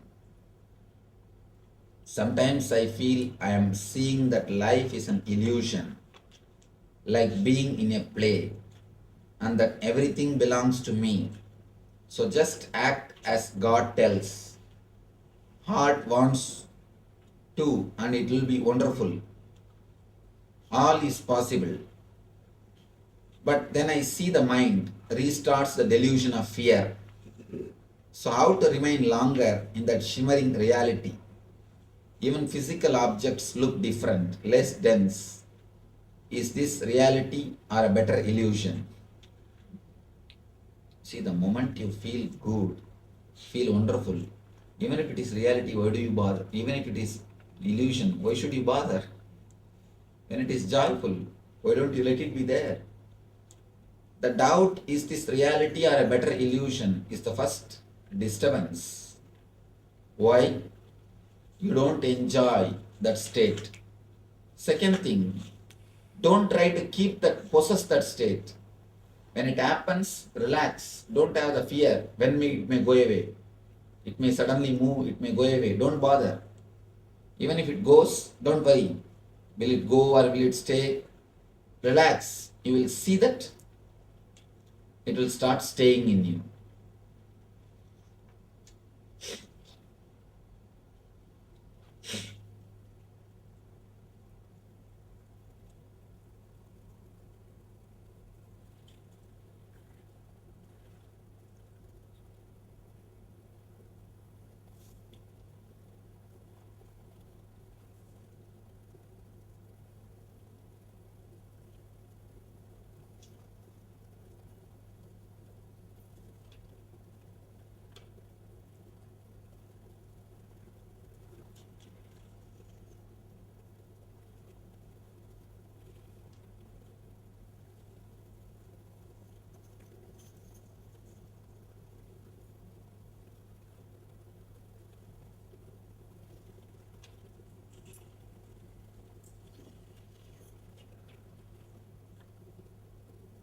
Here are these questions. Sometimes I wonder, how do these people live with their head and logic? See, the same question, the question starts with one logic, by the time it comes to an end, the logic turns and they contradict themselves. I am surprised. There are few questions. You can't answer that question. You have to answer the questioner himself.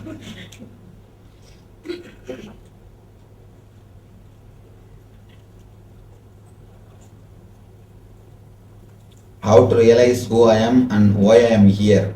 Ask the next person, he will tell you. This question has to be asked to you, to yourself, who am I? Not to somebody else.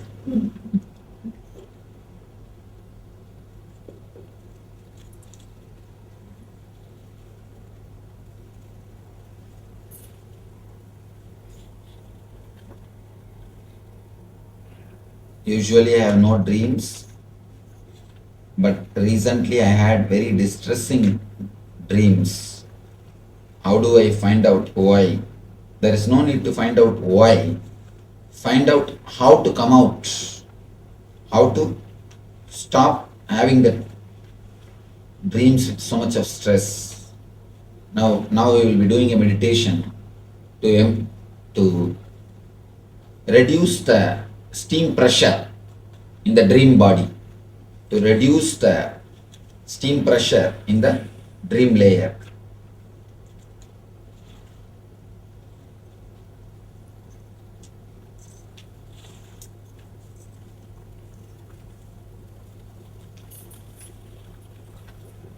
Is a deep fear cause for repetitive dreams of animals biting me? Yes, that is true. It's a deep fear only creates a repetitive fear. Animals biting you.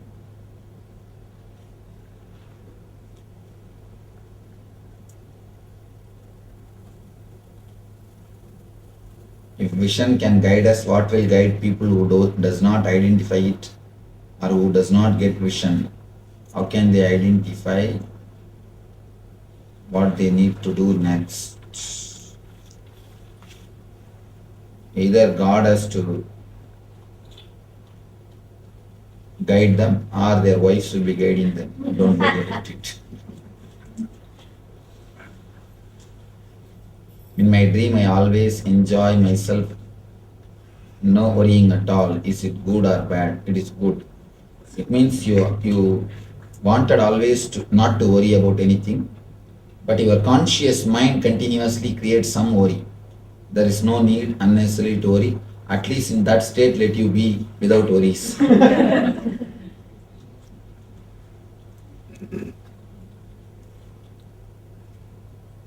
Our waking life is also a dream, then are all these people just illusions, including you? Yes. No, it is 4 color. Ramana Maharshi says, no, illusions, it is not an illusion.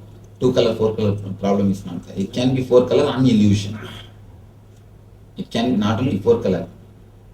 According to you, you know only 4 dimensions. 4 dimensions. Just understand length, breadth, depth, time and space. That's all. Only the 4 dimensions you know. According to mystics, there is a 10 dimension. 10 dimension. For example, you can leave the length of this mic and breadth of this mic and just teleport the depth of this mic from here to here. Length and breadth will be here, just depth can be teleported. It means you will put your hand, nothing will stop your hand, but you will see the mic form. Nothing will stop your hand. And you can leave the depth and just teleport length and breadth. Nothing will be seen. If you put your hand, it will hit. Something will be stopping you. So there are 10 dimensions. You know only 4 dimensions. That is what you call reality. It is not reality. Reality is 10 dimensional. It is Dasamasthana. In Upanishads, they speak about Dasamasthana. There are multi-dimensions which you do not know to the reality. You know only this 4 dimension. So understand, surely including me, as you understand, is just a dream. Ramana Maharshi says, somebody goes and asks Ramana Maharshi, including you is a dream, then how seeing you helps us? Then what is the use of seeing you? Ramana Maharshi says, if you see a lion in your dream, you just wake up from the dream. Just like that, when you see me in your dream, you wake up from your dream. If you see me in your waking state, it's like a Simha Sopana. You are made to wake up from this state. Seeing the master in the waking state wakes you up from the waking state.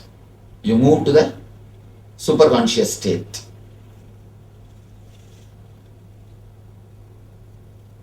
Ramana Maharshi never had dreams.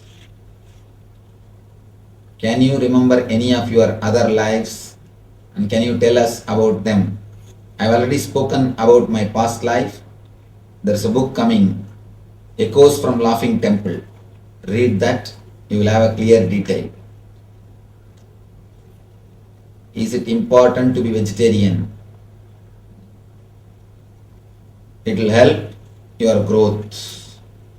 Can a human be reborn as an animal? These are all I have answered in that uncommon questions to uncommon answers to common question. If the future can be seen, how can it be changed? If one person sees the future and then another changes it, then the first person did not see the future correctly.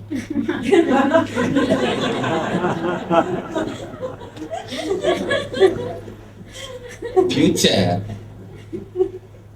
as on now, see, future means you project from the past actually. If you just see somebody's past, almost you can identify his future, how it will be. Because future means you don't create from somewhere else. You create the future from the same stuff which you call as past. That's why you create the same rut both undergo the same trouble, same thing. Nothing much will be different. Only when a master interferes in your life, he changes the whole thing. So if you go to an ordinary person, when he predicts only the real future. But when a master comes, he just changes it. It is like a time shaft. If you go to an ordinary guy who does prediction, he sees the time shaft, what is printed, and he says. And if you suddenly you meet a master, and if he erases, how can the person who predicts can be responsible? So he is not responsible for it. Can drugs be useful for a spiritual person? No, no way it can be useful. It can only be harmful. Can sex be useful? It can be used when it is used with the proper tantric techniques. But as on now, it's very difficult to get a proper tantric techniques. All the tantric techniques available now and all the tantric masters at least available now are like astrologers. Astrology is great shastra, but astrologers are, just like the tantra is a great shastra, but the tantrics have spoiled it. Can you see auras? Do you see unusual things? I can see auras, but I don't see unusual things. I see usual things. You see actually unusual things. Only you see unusual things. I see only the usual things.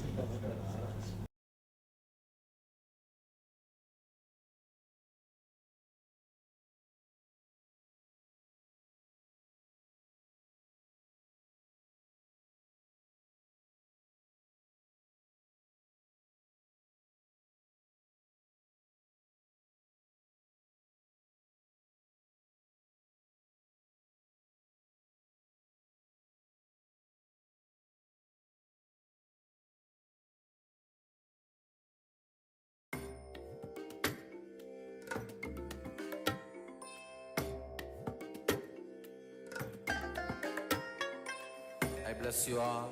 Let you all open all your three eyes and manifest the powers of Mahasudashiva. Om Nithyananda Paramashivoham. Om Nithyananda Paramashivoham. Om Nithyananda.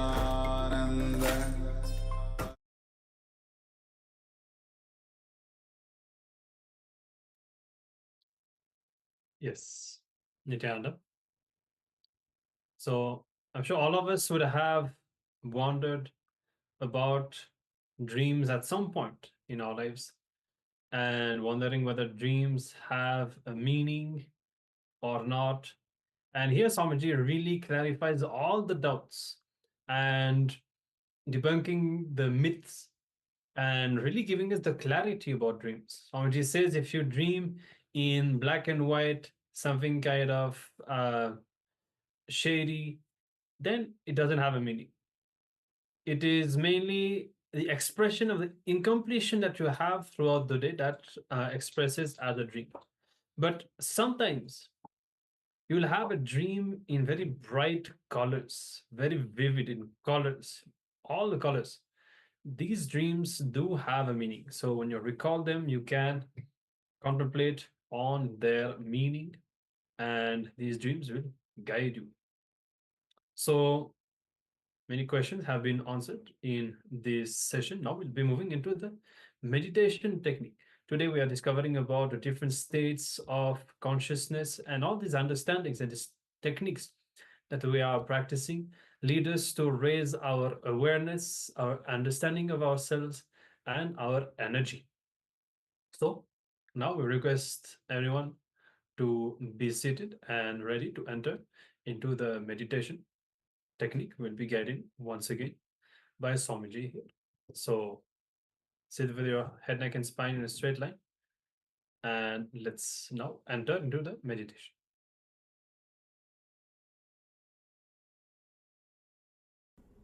two-step, first step, first step.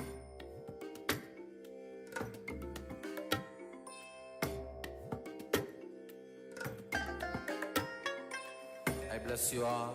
Let you all open all your three eyes and manifest the powers of Mahasudashiva. Om Nithyananda Paramashivoham. Om Nithyananda Paramashivoham. Om Nithyananda Paramashivoham. Om Nithyananda Paramashivoham. Om Nithyananda Paramashivoham. Om Nithyananda Paramashivoham. Om Nithyananda Paramashivoham. Om Nithyananda Paramashi.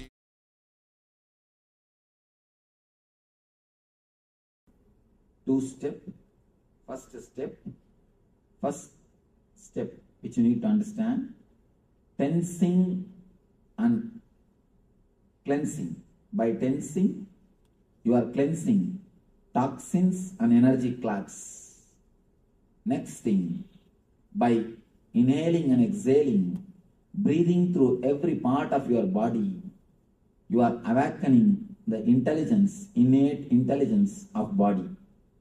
You are awakening innate intelligence of your physical system. Close your eyes. And first thing, this technique has to be done lying. In the second part, you will lie down. First part, you can stretch your leg and sit comfortably.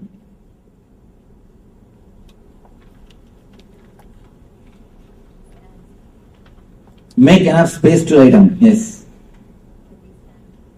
No. In NSP, you do standing. Na? In NSP for different purpose. The same technique for different purpose.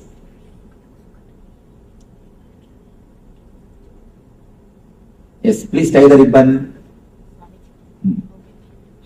Now she can sit on the chair itself.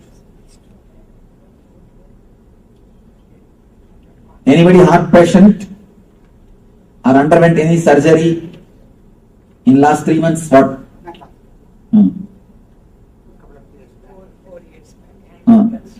Angioplasty.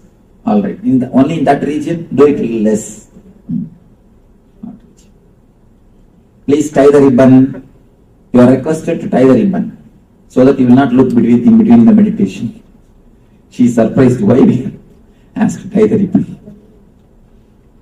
Number 7. Huh?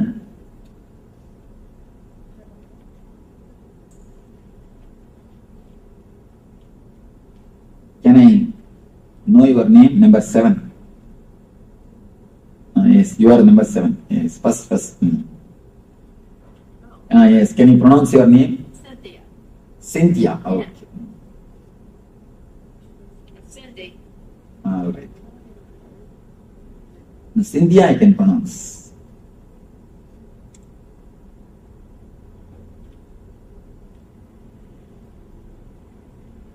Stretch your legs out.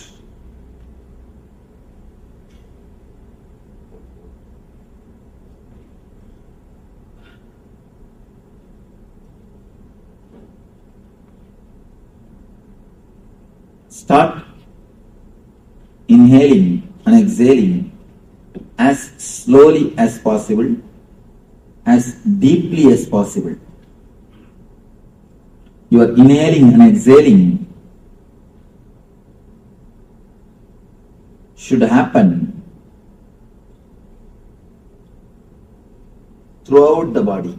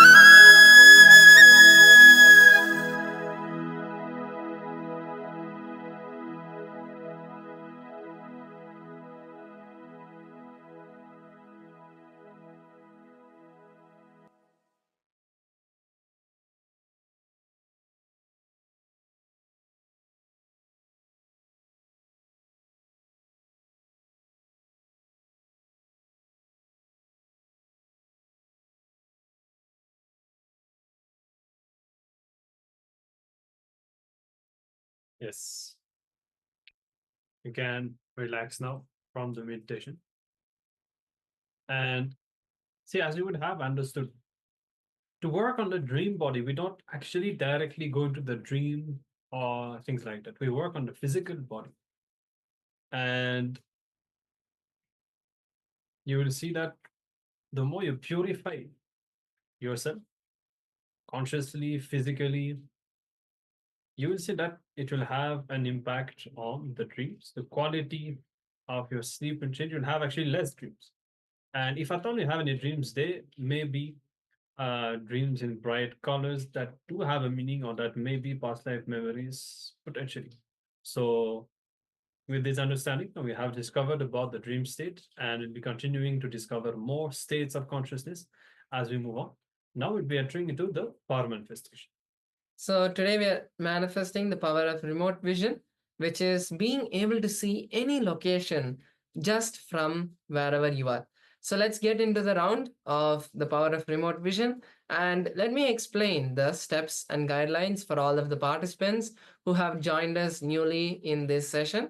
So the power of remote vision is where you are able to just use your third eye to see any location wherever it may be, whether it's your friend's house or whether it's a random location of a particular house that you're seeing on the internet.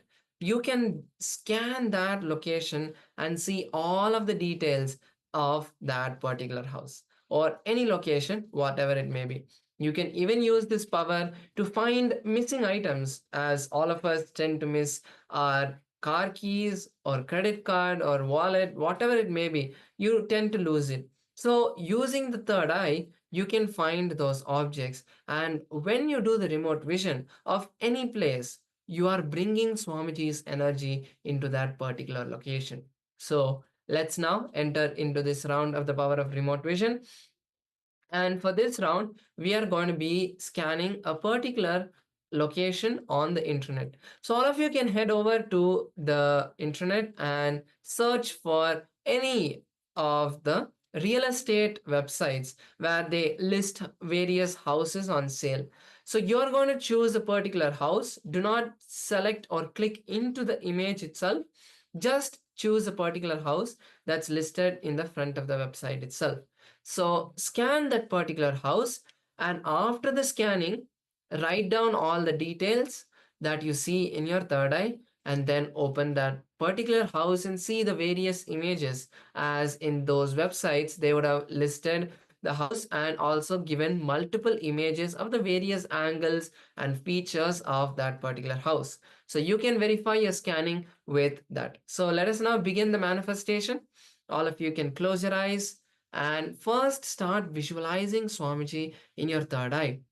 That is the most important step to manifest the powers, which is bringing Swamiji into your inner space. Once you visualize Swamiji, intensely chant the Mahavakya for a few times, at least 11 times, and then request Swamiji to reveal the details of the house that you are scanning. So let us begin the manifestation now. All of you can close your eyes and intensely start chanting the Mahavakya. Visualize Swamiji.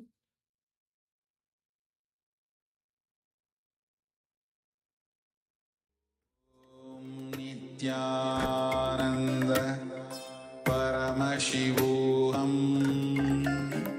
Om Nithyananda Paramashivoham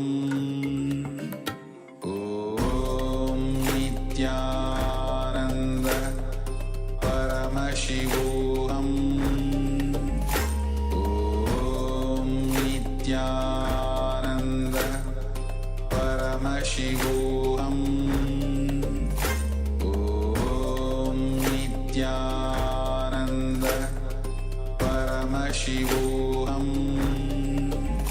Om Nithyananda Paramashivoham